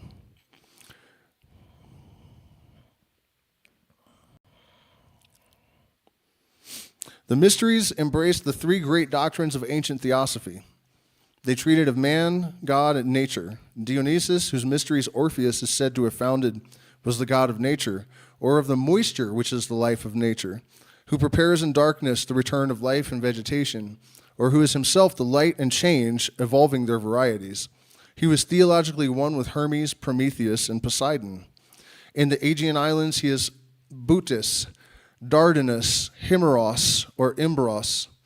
In Crete, he appears as Basius, or Zeus, whose worship remaining unveiled by the usual forms of mystery, betrayed to profane curiosity the symbols which, if irreverently contemplated, were sure to be misunderstood.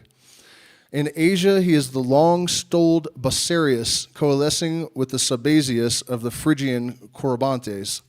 The same with the mystic Bacchus, nursling or son of Ceres, and with the dismembered Zagreus, son of Persephone. In symbolical forms, the mysteries exhibited the one, of which the manifold is an infinite illustration, containing a moral lesson calculated to guide the soul through life and to cheer it in death. The story of Dionysus was profoundly significant. He was not only creator of the world, but guardian, liberator, and savior of the soul. And think about that. Dionysius, the Bacchanai, everybody's drunk and maybe using some weird drugs and having orgies and stuff. This is the pre-Jesus Jesus. And I'm, thinking maybe we should have stuck with Dionysus. God of the many-colored mantle, he was the resulting manifestation personified, the all in the many, the varied year, life passing into innumerable forms. The spiritual regeneration of man was implied in the mysteries of the second birth of Dionysus as offspring of the highest. Now, speaking of Jesus, the spiritual regeneration of man was typified in the mysteries by the second birth of Dionysus as offspring of the highest. Haven't we heard that somewhere before? The second birth, born again, or resurrected, born again, offspring of the highest. My Father has... Now, wait a minute. Didn't Jesus turn water into wine also? Dionysus? No, couldn't be. And that's one of the things you'll notice as you go through the degrees of Freemasonry. They're slowly conditioning the cultural baggage away from the person so that they can be excised from the mind-forged manacles of religious doctrine and dogma. In fact, one of my favorite degrees is 28, the Knight of the Sun, or Prince Adept, because now you're starting to get close to the central secret, which is that, light. There's two things in the universe, light and void. That's it. And, soul and soul, these things are slowly kind of revealed to the initiate, and these little hints are dropped throughout of where all this stuff really came from.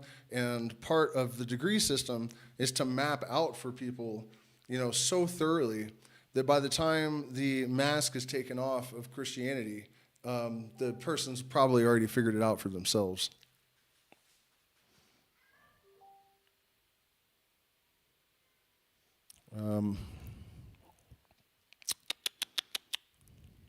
Okay, so the second birth of Dionysus as offspring of the highest, and the agents and symbols of that regeneration were the elements that affected nature's periodical purification. The air, indicated by the mystical fan or winnow, the fire, signified by the torch, and the baptismal water. Again, three elements. For water is not only cleanser of all things, but the genesis or source of all. And source of all. So the mystery tradition 2,000 years ago knew that life emerged from water. There's a lot of things they knew that, and in fact, you won't find anything from the Eluesinian Mysteries or after that isn't correct. Nothing. Your success is your proof. These notions, clothed in rituals, suggested the soul's reformation and training, the moral purity formerly proclaimed at Eleusis. He only was invited to approach who was of clean hands and ingenuous of speech, free from all pollution, and with a clear conscience. Happy the man, say the initiated in Euripides and Aristophanes, who purifies his life and who reverently consecrates his soul to the theosos of God. Let him take heed to his lips, that he utters no profane word. Let him be just and kind to the stranger and to his neighbor.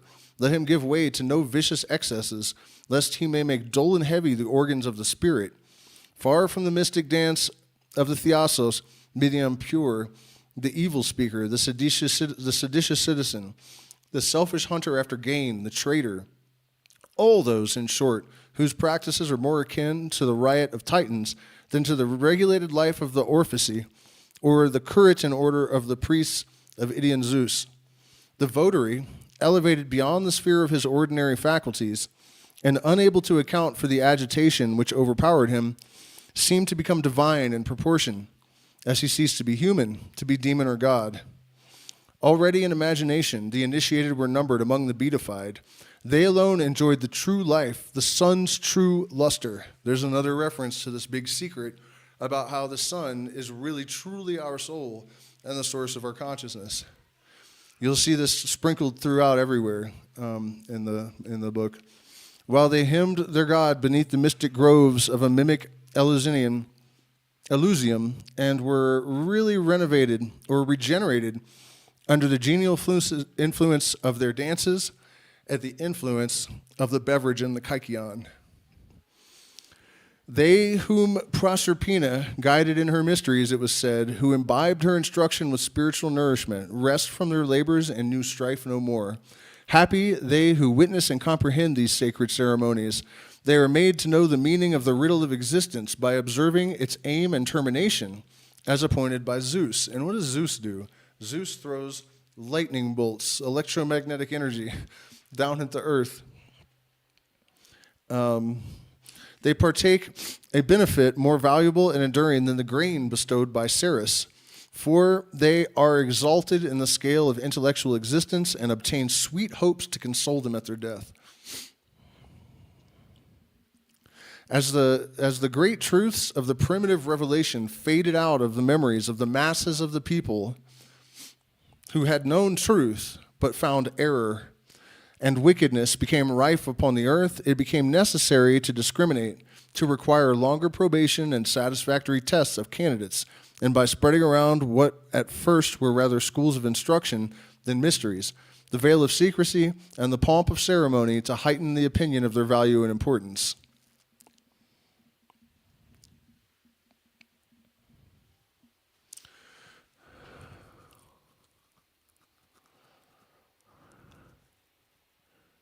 The rites of initiation became progressively more complicated. Signs and tokens were invented by which the children of light could with facility make themselves known to each other. Different degrees were invented, as the number of initiates enlarged, in order that there might be in the inner apartment, the inner sanctum of the temple, a favored few, to whom alone the more valuable secrets were entrusted, and who could wield effectually the influence and power of the order. And again, in the case of the Eluesinian Mysteries, the inner order were the people that had been given permission to drink from the Kykeon. And that, as I've said, I believe it was Acacia and Syrian rue, which has an ayahuasca-like effect. But it's also interesting to note that the Shuar, it is in the Shuar way that I had learned ayahuasca, that tradition, the criteria, not just for who becomes a shaman, but this applies to all of the boys and girls of the tribe. Basically, the same criteria that allowed you to be permitted to the mysteries determined how much you would learn from the elders about the secrets of the plants of the jungle. And the criteria is pretty much identical. And at the heart of it, because ayahuasca is basically used as a foundation for all the other medicines, to accentuate their efficacy as an addendum, an adjunct, which would be just the same alkaloid brew as what was in the Kykeon. So, that kind of begs the question, were these requirements actually dictated by the plant, not the people? Originally, the mysteries were meant to be the beginning of a new life of reason and virtue.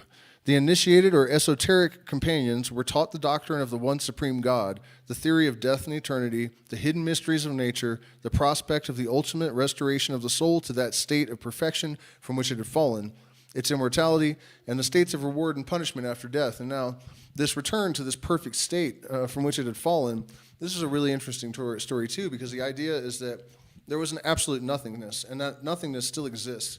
In fact, everything really is constituted of that nothingness because matter is mostly empty space. And the more you zoom in, the more empty space there is. And then we haven't really identified anything as the substance that is particles even.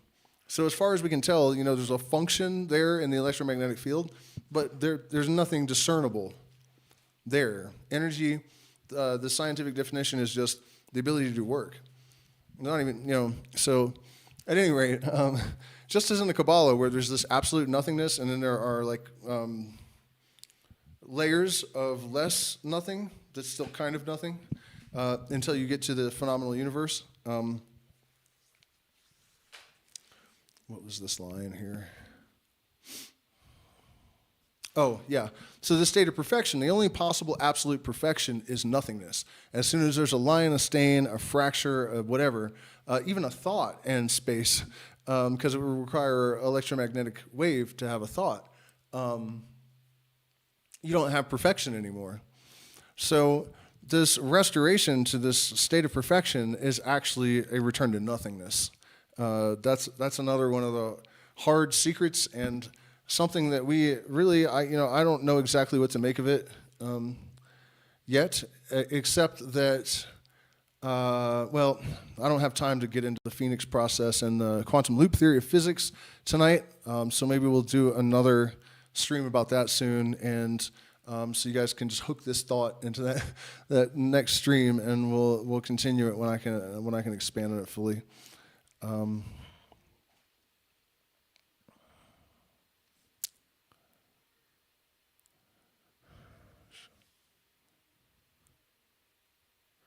Okay, the uninitiated were deemed the profane, unworthy of public employment or private confidence, sometimes prescribed as atheists, and certain of everlasting punishment beyond the grave. All persons were initiated into the lesser mysteries, but few attained the greater, in which the true spirit of them and most of their secret doctrines were hidden. The veil of secrecy was impenetrable, sealed by oaths and penalties the most tremendous and appalling. It was by initiation only that a knowledge of the hieroglyphs could be obtained, with which the walls, columns, and ceilings of the temples were decorated, and which believed to have been communicated by the priest by revelation from the celestial deities. The youth of all ranks were laudably ambitious of deciphering. Now, the youth of all ranks were laudably desirous of deciphering. Most people don't have any interest in, I shouldn't say most people, but, the youth of today, I don't really think they're all laudably, how did he put it, laudably ambitious of deciphering the secrets of nature and the, so that is a circumstance that requires attention. Hopefully we can find a path to restoring the youth to what is really their sovereign birthright. The ceremonies were performed at the dead of night, as with ayahuasca, generally in apartments underground, but sometimes in the center of a vast pyramid, with every appliance that could alarm and excite the candidate. Innumerable ceremonies, wild and romantic, dreadful and appalling, had by degrees been added to the few expressive symbols of primitive observances, under which there were instances in which the terrified aspirant actually expired with fear. The pyramids were probably used for the purposes of initiation, as were caverns, pagodas, and labyrinths, for the ceremonies required many apartments and cells, long passages and walls, and wells. In Egypt, a principal place for the mysteries was the island of Philae on the Nile, where a magnificent temple of Osiris stood, and his relics were said to be preserved. They actually just found that temple of Osiris again a couple of years ago, buried under the Nile. With their natural proclivities, the priesthood, that select and exclusive class in Egypt, India, Phoenicia, Judea, and Greece, as well as in Britain and Rome, and wherever else the mysteries were known, made use of them to build wider and higher the fabric of their own power. The purity of no religion continues long. Rank and dignities succeed to the primitive simplicity. Unprincipled, vain, insolent, corrupt, and venal men put on God's livery to serve the devil withal, and luxury, vice, intolerance, and pride depose frugality, virtue, gentleness, and humility, and change the altar where they should be servants to a throne on which they reign. But the kings, philosophers, and statesmen, the wise and great and good, who were admitted to the mysteries, long postponed their ultimate self-destruction and restrained the natural tendencies of the priesthood. And accordingly, Zosimus thought that the neglect of the mysteries after Diocletian abdicated was the chief cause of the decline of the Roman Empire.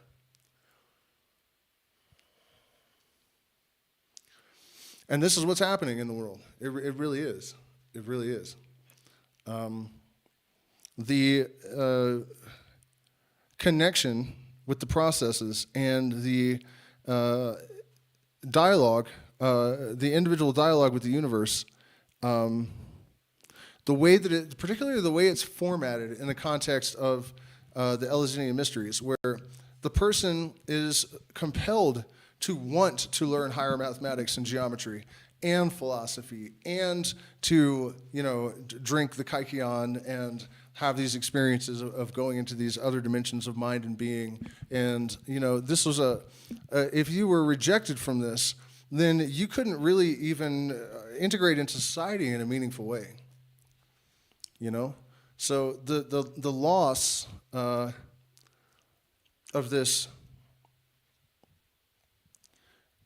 circumstance in society is, you're looking at the consequences of it.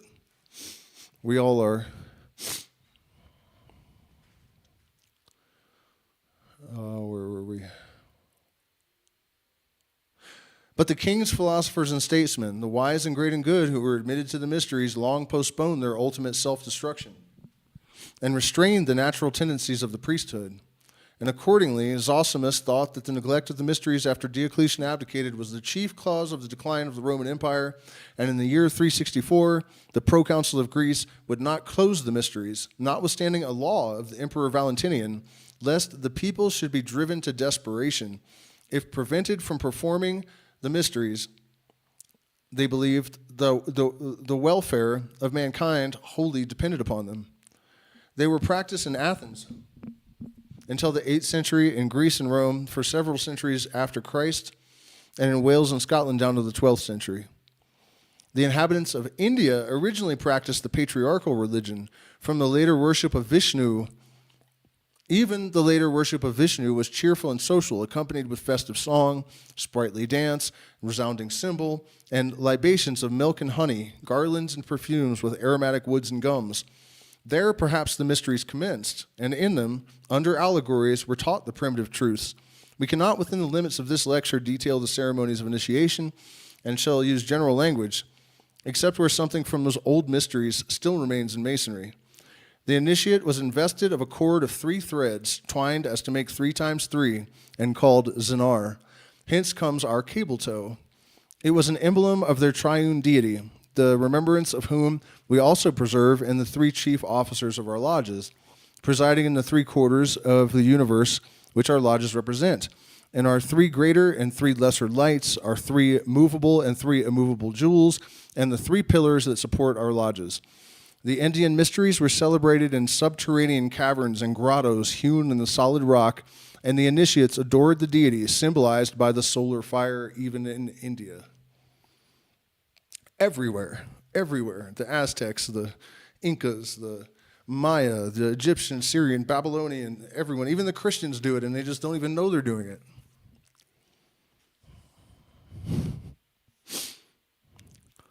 Very silly world. The candidate, long wandering in darkness, truly wanted light, and the worship taught him was the worship of God, the source of light. The vast temple of Elephanta, perhaps the oldest in the world, hewn out of the rock and 135 feet square, was used for initiations, as were the still vaster caverns of Salsette with their 300 apartments.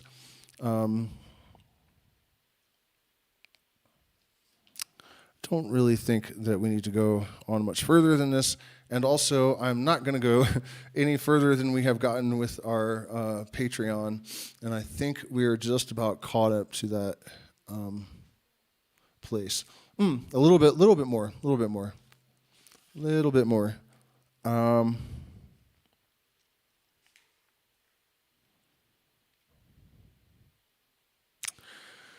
Okay, so they started with 4 degrees to correspond to the 4 directions and the 4 fundamental forces of physics and that whole, quaternity thing. After various ceremonies chiefly relating to the unity and trinity of the Godhead, the candidate was clothed in a linen garment without a seam and remained under the care of a Brahmin until he was 20 years of age, constantly studying and practicing with the most rigid virtue, the same way they do with their musicians.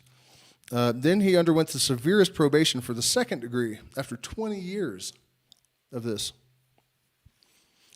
in which he was sanctified by the sign of the cross. Nothing to do with pre-Jesus.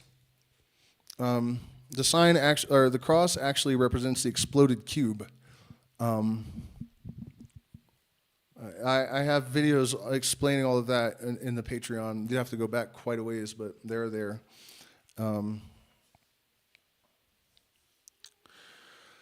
So, 4 quarters of the... Okay, then he underwent the severest probation for the 2nd degree, in which he was sanctified by the sign of the cross, which, pointing to the 4 quarters of the compass, was honored as a striking symbol of the universe by many nations of antiquity and was initiated by the Indians in the shape of their temples. Then he was admitted to the holy cavern, blazing with light, where in costly robes set in the east, west, and south, 3 directions corresponding to 3 elements... and also representing the Indian triune deity, the ceremonies were commenced with an anthem to the great God of nature, and then followed this apostrophe: "O mighty being, greater than Brahma, we bow down before thee, primal creator, eternal God of God, the world's mansion. Thou art the incorruptible being, distinct from all things transient. Thou art before all gods, the ancient absolute existence and the supreme supporter of the universe. Thou art the supreme mansion, and by thee, O infinite form, the universe was spread abroad." This remains with us from the Indian mysteries in the form of the Hermetic Lord's Prayer, which, if I can recall: "Holy art thou, Lord of the universe. Holy art thou, whom nature hath not formed, Lord of the light and Lord of the darkness." There are variations, but something along the lines of, "I invoke thee and beseech thee to bestow upon your humble servant or aspirant thy aid in the accomplishment of my highest purpose or true will," or something to that effect. And this is usually used as an opening for the lesser banishing ritual of the pentagram or the Kabbalistic cross. And then the rest of it is actually inspiring the Ata, Gebera, Vegedula, Leolam, or Malkut, Leolam, Amen. I had Tiferet in there, usually, which means yours is the power, the glory of the kingdom, forever and ever, amen. It's a summary of the end of that Indian version. The candidate, thus taught the first great primitive truth, was called upon to make a formal declaration that he would be tractable and obedient to his superiors, that he would keep his body pure, govern his tongue, and observe a passive obedience in receiving the doctrines and traditions of the order, and the firmest secrecy in maintaining inviolable its hidden and abstruse mysteries. Then he was sprinkled with water, whence comes Christian baptism. Certain words, now unknown, were whispered in his ear, and he was divested of his shoes and made to go 3 times around the cavern. Hence our 3 circuits. Hence, we were neither barefoot nor shod, and the words were the passwords of the Indian degree. And so, you guys will notice this 3 times 3 times 3 thing all the time. I got three lenses on my eyeballs right now. The third eye and the connection to a 6th sense and consciousness. Earlier, I was saying that all the primitive, even nations like India, the 3 elements, the Quechua, for example, and also the Sungus tribesmen and people all over the world, 3 elements: the fire, water, and air, and then those made earth, so earth wasn't a true element, right? So this connection with magic and the number 3 is, I'm sure you guys have noticed, but it's totally ubiquitous. The Trinity, which I believe on a physical level or a sort of or a structural level in the universe, is consciousness, gravity, space, time, and consciousness. And there was Hermes, thrice greatest, The three notes of a chord, the three notes that make up a chord. And when you add, just like when gravity emerges from the three other fundamental forces, from the result of that, and earth comes from the three elements. In music, you have the three primary tones, and then the seventh. So really, it's a four-note chord. The 1, the 3, 5, and 7. But the seventh, like you can just have the triad, and then it's reflected in everything, I guess, is what I'm trying to impart here. That, these things are all reflections of this one fundamental structure and process.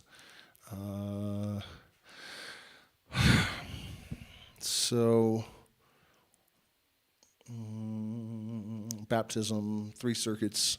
The Gymnosophist priests came from the banks of the Euphrates into Ethiopia and brought with them their sciences and their doctrines. Their principal college was at Meroe, and their mysteries were celebrated in the temple of Amun, renowned for his oracle. Ethiopia was then a powerful state which preceded Egypt in civilization and had a theocratic government. Above the king was the priest, who could put him to death in the name of the deity. Egypt was then composed of the Thebaid only. Middle Egypt and the Delta were a gulf of the Mediterranean. The Nile by degrees formed an immense march, which afterward, drained by the labor of man, formed Lower Egypt, and was for many centuries governed by the Ethiopian sacerdotal caste of Arabic origin, afterward displaced by a dynasty of warriors. And so we're going to skip some. And the priests, taught by Hermes, embodied in looks the occult and hermetic science and their own discoveries and the revelation of the Sibyls. They studied particularly the most abstract sciences, discovered the famous geometrical theorems, which Pythagoras afterward learned from them. That's wild, right? To see that in here. This is written 200 years almost, before they discovered the Pythagorean theorem in cuneiform tablets at an ancient Babylonian site. So clearly, these histories are correct,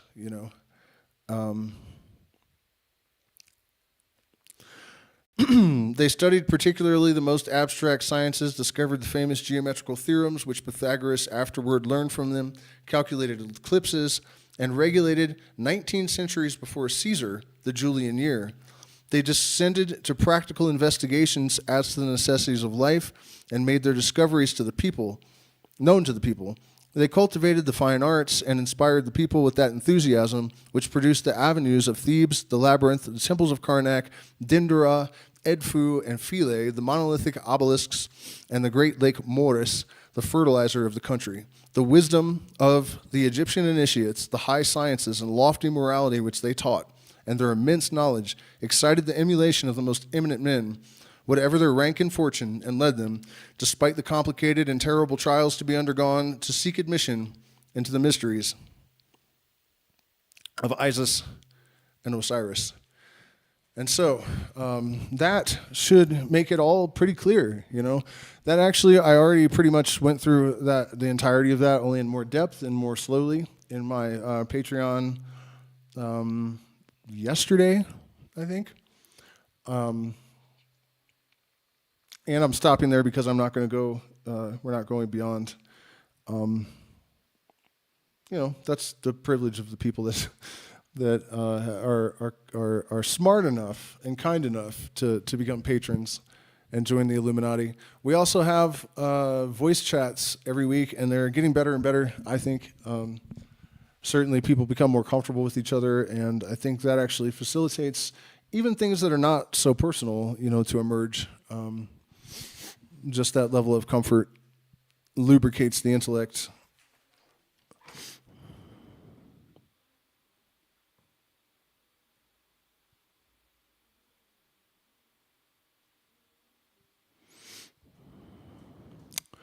Just checking in with there's Mr. Dionysus. Northern Light was here. No, all retreat spaces are not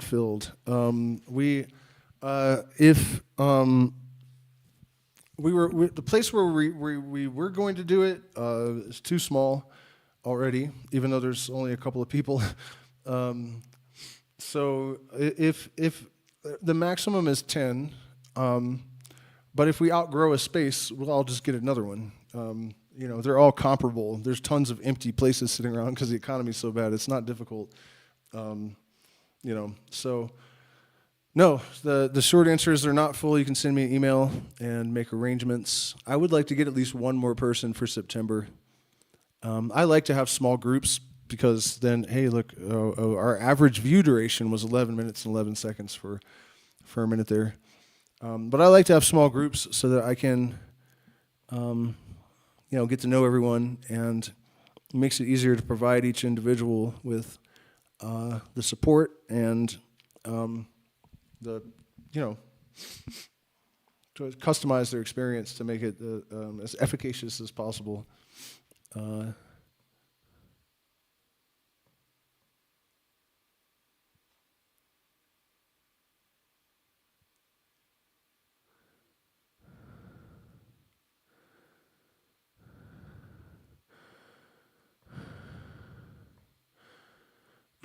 Well, this may be the last time that I do this. So, partly because I think World War III is so likely to break out.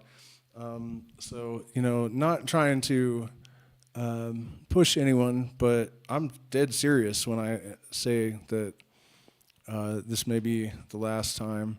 Certainly the last time in the Sacred Valley. That's my intention, is to go to different places every time.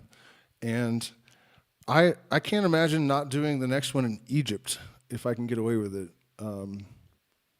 I think all the plants are legal there until they're combined. But really what I would like to do, you can rent the King's Chamber, and it's not cheap. But if we got the right group together, someone invited me, all expenses paid, to do it, and then we had a falling out because I felt like his mind had kind of gotten muddle-headed mystic. He'd become a muddle-headed mystic. And, I'm just not the type to tiptoe around my wealthy clients and friends because they might not take me to Egypt anymore. You know what I mean? I'm going to tell them the truth no matter what. And that's what I did, and so I didn't get to go to Egypt.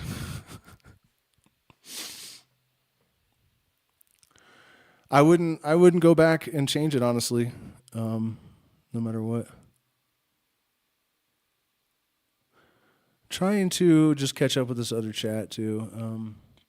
Any thoughts on telepathically connecting to aliens to finger probe each other from beyond the galaxy? Yeah, I mean, I have experienced things that suggest that anything is possible, basically, without getting too deeply into the details of it. Although I will tell you one quick story that anyone that's followed me for a long time has heard already, but it's really convincing, and I'm not the only one. And I knew some of it before this happened, but I did not know. In fact, this latest detail just emerged into this story just a couple days ago, a week ago. But damn, it's almost 11 o'clock. I had no idea. It's gotten so late. All right, so since we were talking about Freemasonry, Sirius is actually really significant. I hate to do this. I know it's rude, but it's gotten late, and I want to keep going, so I'm going to chew some coca. I did have paste, so I didn't have to chew and be gross, but she made it too hot. The activator is way too strong, and it scorched my fucking face off. So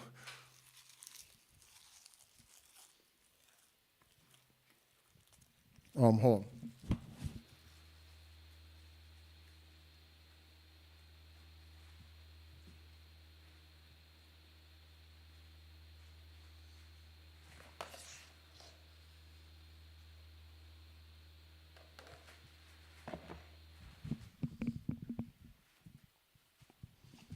All right, so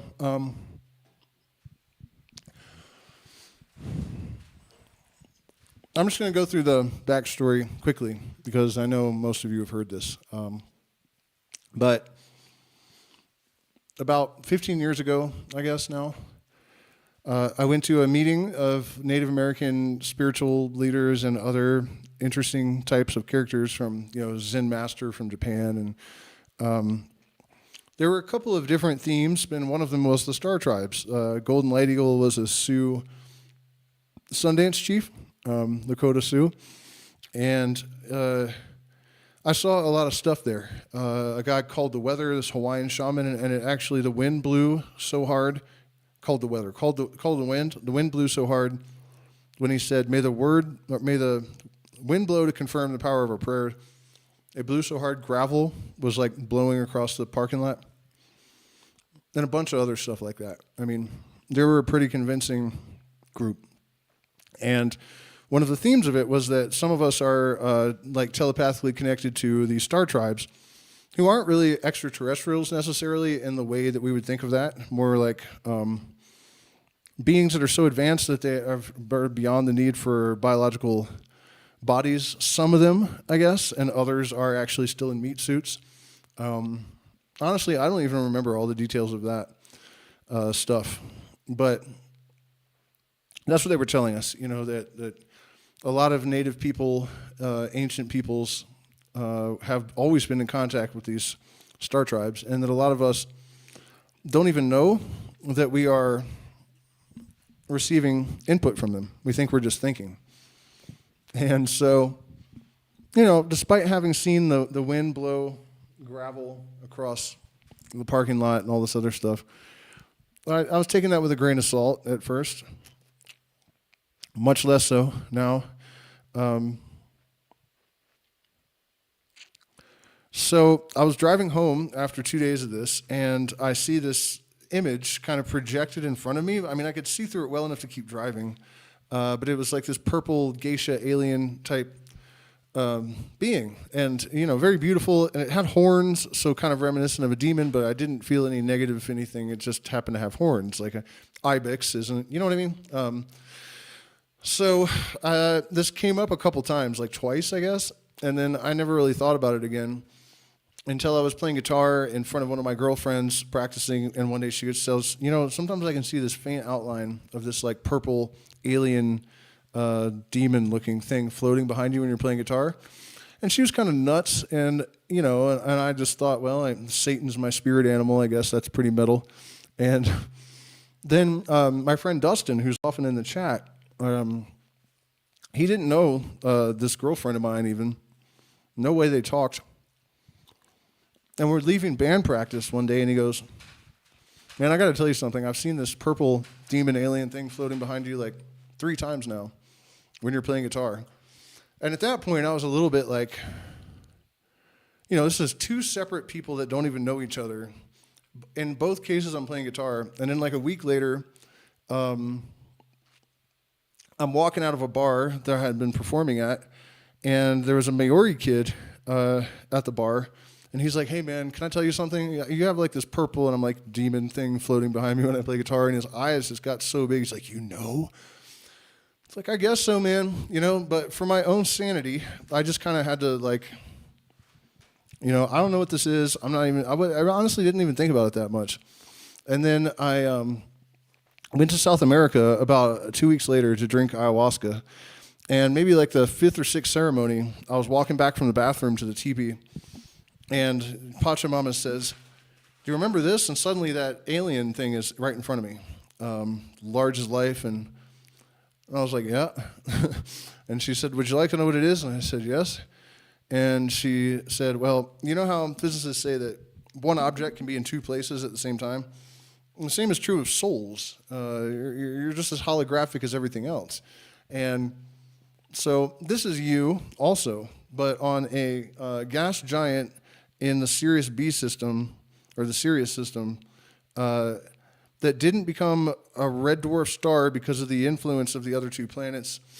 And all this astrophysics, I was like, okay, I'll take your word for that. Nothing I've studied. And so I go into the tent and tell everyone, which is good, because then when the paper was published a few days later saying that they felt they had confirmed that there was a gas giant, that they saw the wobble on Sirius B for a long time and they didn't know why. Then I discovered a couple days ago that, so I got accurate information that hadn't even been published yet that involved astrophysics about Sirius and this situation. So let me do this in a different order, actually. I already knew that there was a connection between the blue star in the lodge of the Freemasons and Sirius. It's that blue star is Sirius. The Hopi blue star is Sirius. The Hopi and the Freemasons have secret handshakes they use to identify other keepers of this Syrian knowledge. What the fuck? That in and of itself is enough. But then after I had this experience with getting this information about Syrian star system, not from aliens, I guess, just from ayahuasca. I don't really know exactly what's transpiring there. I found out that the Kofan, who are an ayahuasca drinking tribe about 6 hours from where I was living in Ecuador at the time, also claimed to communicate with Sirius when they drink ayahuasca. And then the Dogon, who are a tribe in northern Africa, I can't remember which country, they had star charts that were accurate, and this is what I just found out 2 or 3 days ago. I did not know this part. I found an actual interview with one of the Dogon elders from the 1950s where he's like, yeah, well, there's these 2 stars that you guys can see, with the naked eye or whatever, but there's a third thing that's smaller than the other 2, and, it's orbiting, and they knew which thing it was orbiting, and, all this information. And so I don't think that's it either. I'm pretty sure there's more to the Syrian mystery that I'm forgetting. But, having noticed all this stuff and experienced it directly myself, I can't exactly deny. The thing is that most of the time when I see people claiming to be channeling aliens and stuff, there's nothing like that there. They don't know anything that they couldn't know. They're not giving us technology that we couldn't imagine. The only time I ever saw something like that, actually, was in person. And there was this very wealthy guy. He had inherited money from his father. And he was building amplifiers for guitars from scratch and other electronic stuff, And so one day I asked him, the fuck, how do you know how to do all this? Did you read books? And he said, no, I can't read. And I was like, wait, what, you can't read? And he said, no, I'm too dyslexic, I can't read at all. And I said, well, then what happened? And he said, well, when I was 9, I got abducted by aliens. And when I was on the ship, they just downloaded like how their ships work and how they turn. And he started describing it all in incredible detail about how these giant magnets are kind of like swiveling around. And I don't really remember it all. But then he pulls up his pant leg. And this is where we connect back to the Syrian thing and the mystery schools and all of that. Because he had scoops taken out of his ankle in the shape of the Pythagorean tetractys, which is, when you see Masonic writing, if it's something important, when they make the abbreviations, they'll put one of those tetractys between each letter. Crowley does that in all of his books as well. And let me see. Yeah, here.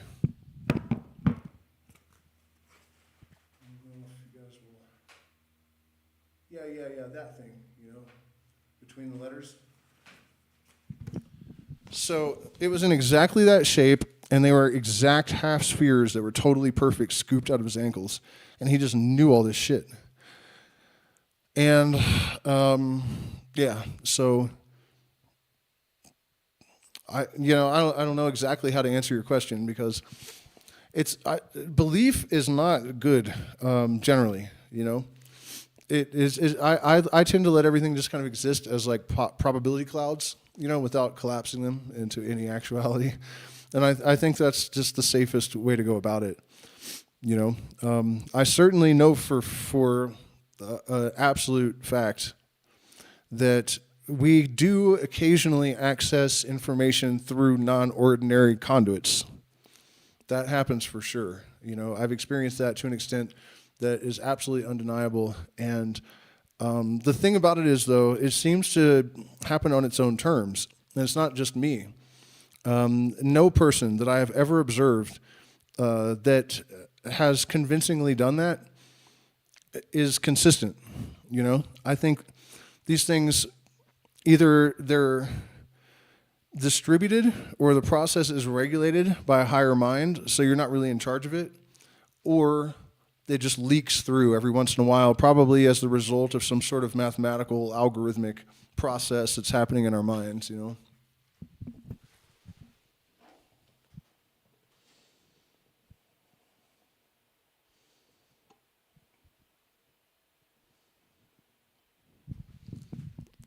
I've never really thought anything about semen retention.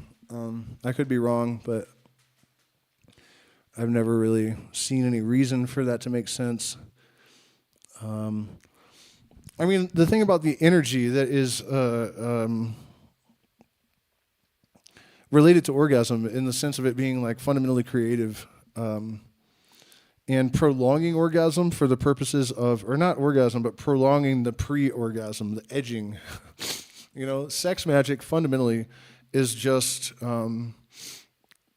extended edging with focused thought.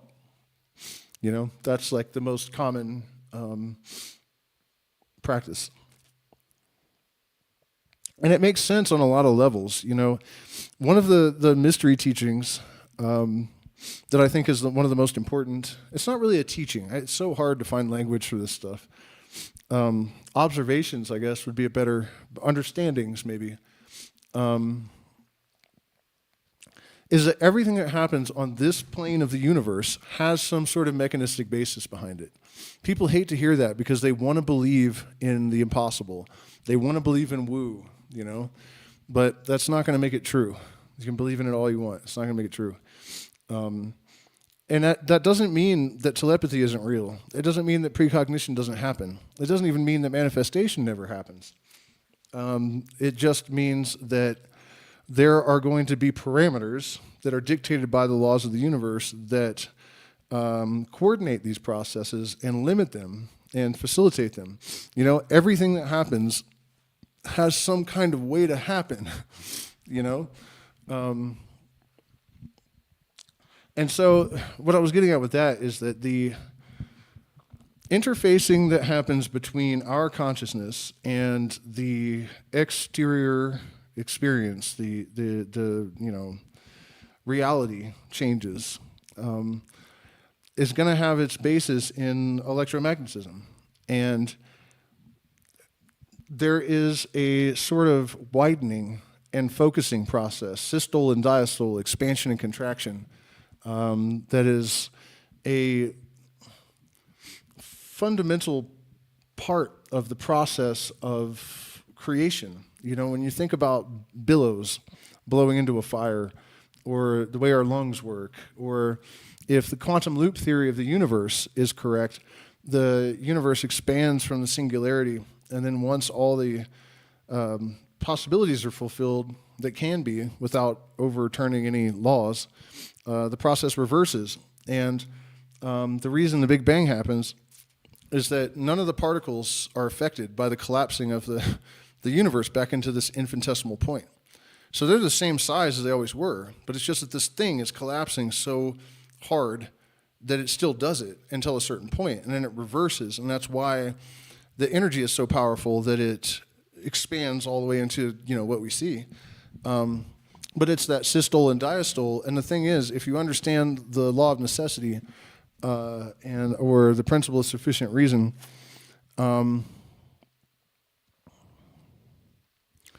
then you know that if that happens, it's because it has to happen. So during sex magic, I think you are simulating that process of the universe in your microcosm. And so that's what happens. So if it is efficacious, then that would be, you know, why. Because whatever you're trying to create, you're going through that same process of expansion and then collapse and reformulating the energy in that process. And part of the reason that it has to be collapsed like that is it all needs to be connected in order for it to have structure that's coherent when it expands again. Right? That's what entanglement does. Any particle that was connected to another particle at the singularity remains connected to it and behave functionally, no matter the space, no matter the distance. And so, that's why that's necessary. And this is what I was talking about earlier in the stream. I felt like it probably sounded arrogant. I don't even care. But, I was basically saying the knowledge that I have, the knowledge of the mysteries, the fact that it's not there to guide our society wastes a lot of time at best, because it's not like I can do a bunch of equations and solve these mysteries for science. But, for example, why entanglement is necessary, they don't think like this, so that is the answer, And again, my goal here is not to boast. I'm trying to communicate how much more of a contribution every person would be able to make if this kind of knowledge wasn't suppressed, And it's not even really, it is only accurately suppressed a little bit, really. I mean, actively suppressed. Mostly, it is just other things are offered, things that glitter but are not gold. And that's enough. They don't really have to, they tell you, Freemasonry and the Illuminati is satanic evil. That's good enough. And then they just dangle, carrots on sticks, and then they don't have to worry about it anymore. There's another thing that happened a little while ago that's a pretty good demonstration of how this sort of thing works. But, years ago when I got interested in synchronicity, not because I read about it or heard about it, I experienced it. And so I over time came up with ideas about possible explanations on the physical level, how this stuff could happen. And what I came up with was higher orders of symmetry. What's his name? The Rogan guy, the Iron Man dude, whatever. He would say supersymmetries, but that's not that's not what supersymmetry is. Different orders of symmetry that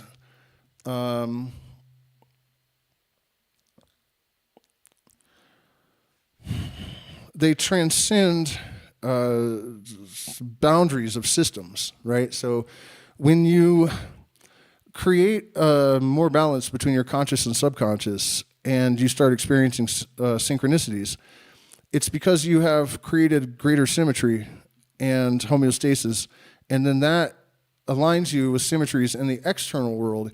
So you start having these correspondences in your internal experience with your external experience. It's a form of symmetry. And so the reason that occurs is that everything is made of light in a standing wave, right? All matter is light in a standing wave. There are scale invariant formulas in a photon, basically equations, that means that they don't change no matter what scale they're at.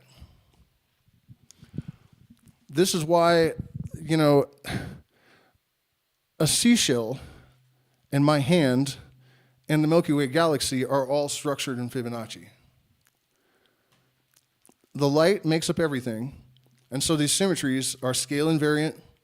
And this physicist was talking in this video about how they had figured out this thing about symmetry and the larger systems in the universe and the singularity. You can watch my live stream about it. That's maybe a week ago. I don't remember the name. It's one of the best pieces of content I've ever, and probably ever will make, really. Especially for people that have been watching for a long time, because they're watching me see that this is, that these ideas have actually been justified, I guess. And I know I'm not doing the greatest job at this point of explaining all of this. I mean, maybe I did. I don't know. But that's the kind of thing I mean. When I was watching it, I was thinking if they hadn't been so arrogant and ridiculing and mocking people, I don't blame them because so many people from the spiritual world justify that. But really, the whole school of Hermeticism could have saved science a tremendous amount of time, effort, and money, I guess, long story short, you know.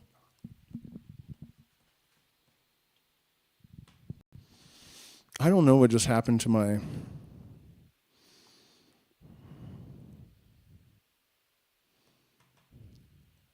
Hello, hello. I don't know why my webcam just went away. I mean, this makes no sense. Oh, I see. Just a second. Let me see if I can fix it. Huh. Should be fixed. Let's see.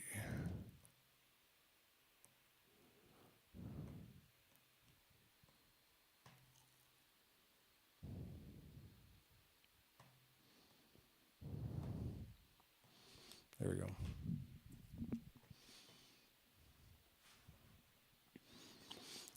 You know,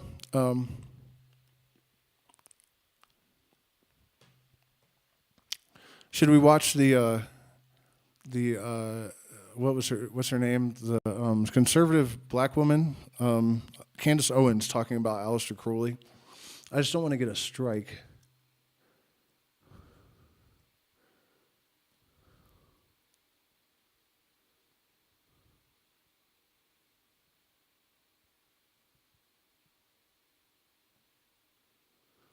And then somebody asked, the purple demon thing is him. That's the story I got. I mean, I don't know what that means. You know, I have never seen this thing except in my own mind's eye. I haven't heard anything about it in, from anyone in years. But there's no getting around the fact that 3 different people that didn't know each other told me about this in the space of like 10 days. You know, so I can't really ignore it. It wouldn't be wise to read too much into it. But, you know, then that is followed by getting accurate astrophysics regarding another star system that, you know, there's no way I could have known. The information didn't even exist on the internet until 5 days after the ceremony.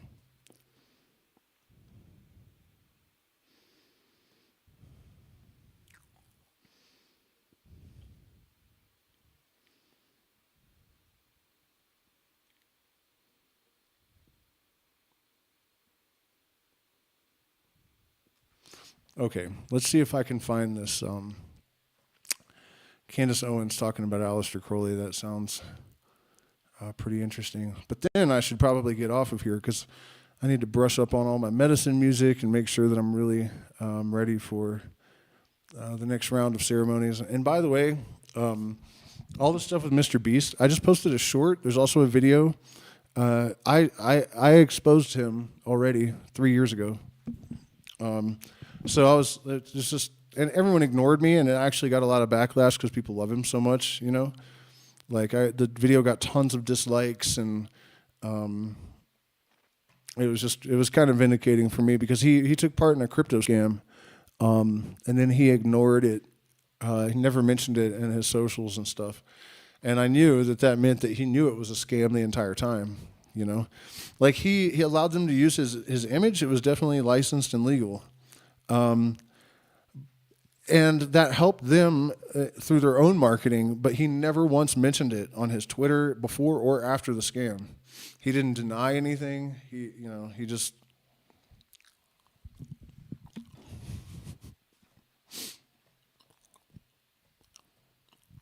And people were so mad at me. Like, how could you say this shit about Mr. Beast, dude? You're fucking blah, blah, blah.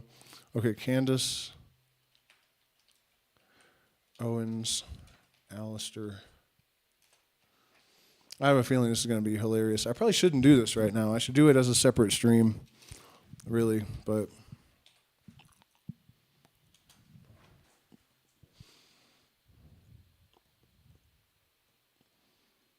I don't see anything.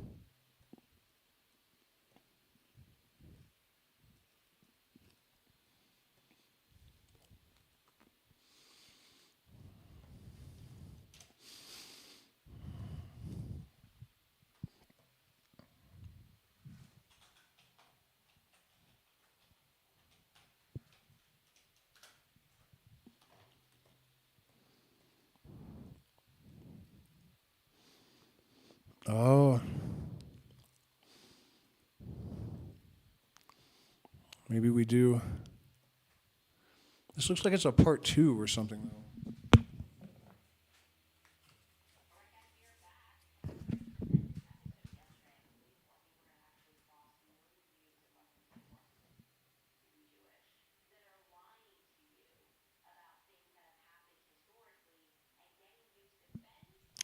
Yeah, I don't know. My computer volume is apparently not connected to my interface, so it doesn't look like I can do that right now. I wish you luck with the ceremonies, not to click ride, but I don't think my ceremonies could have been any better. Honestly, you did a great job.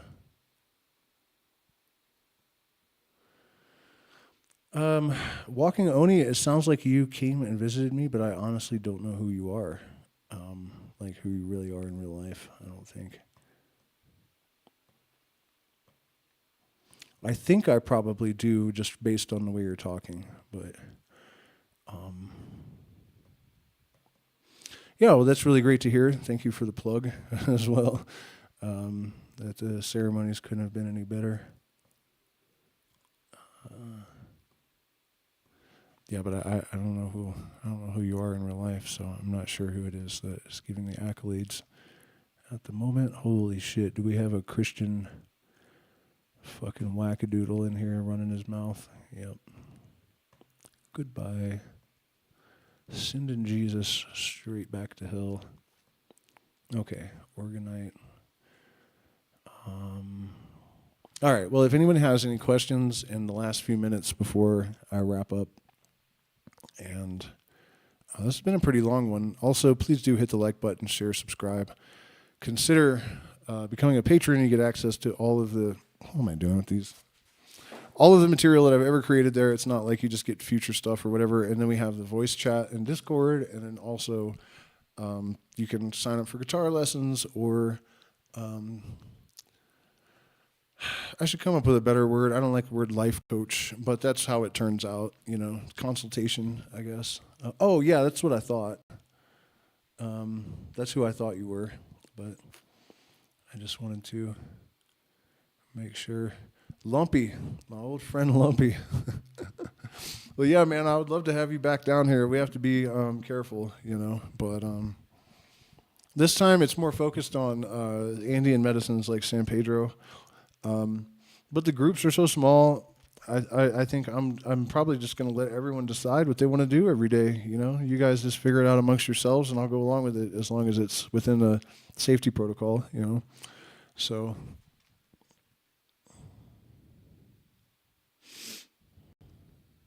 What's up, Mr. Fish Pondering?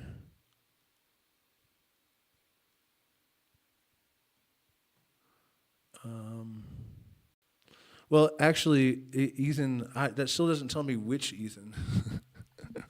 There are two of you. I mean, I'm pretty sure I know who it is, but there were two Ethans.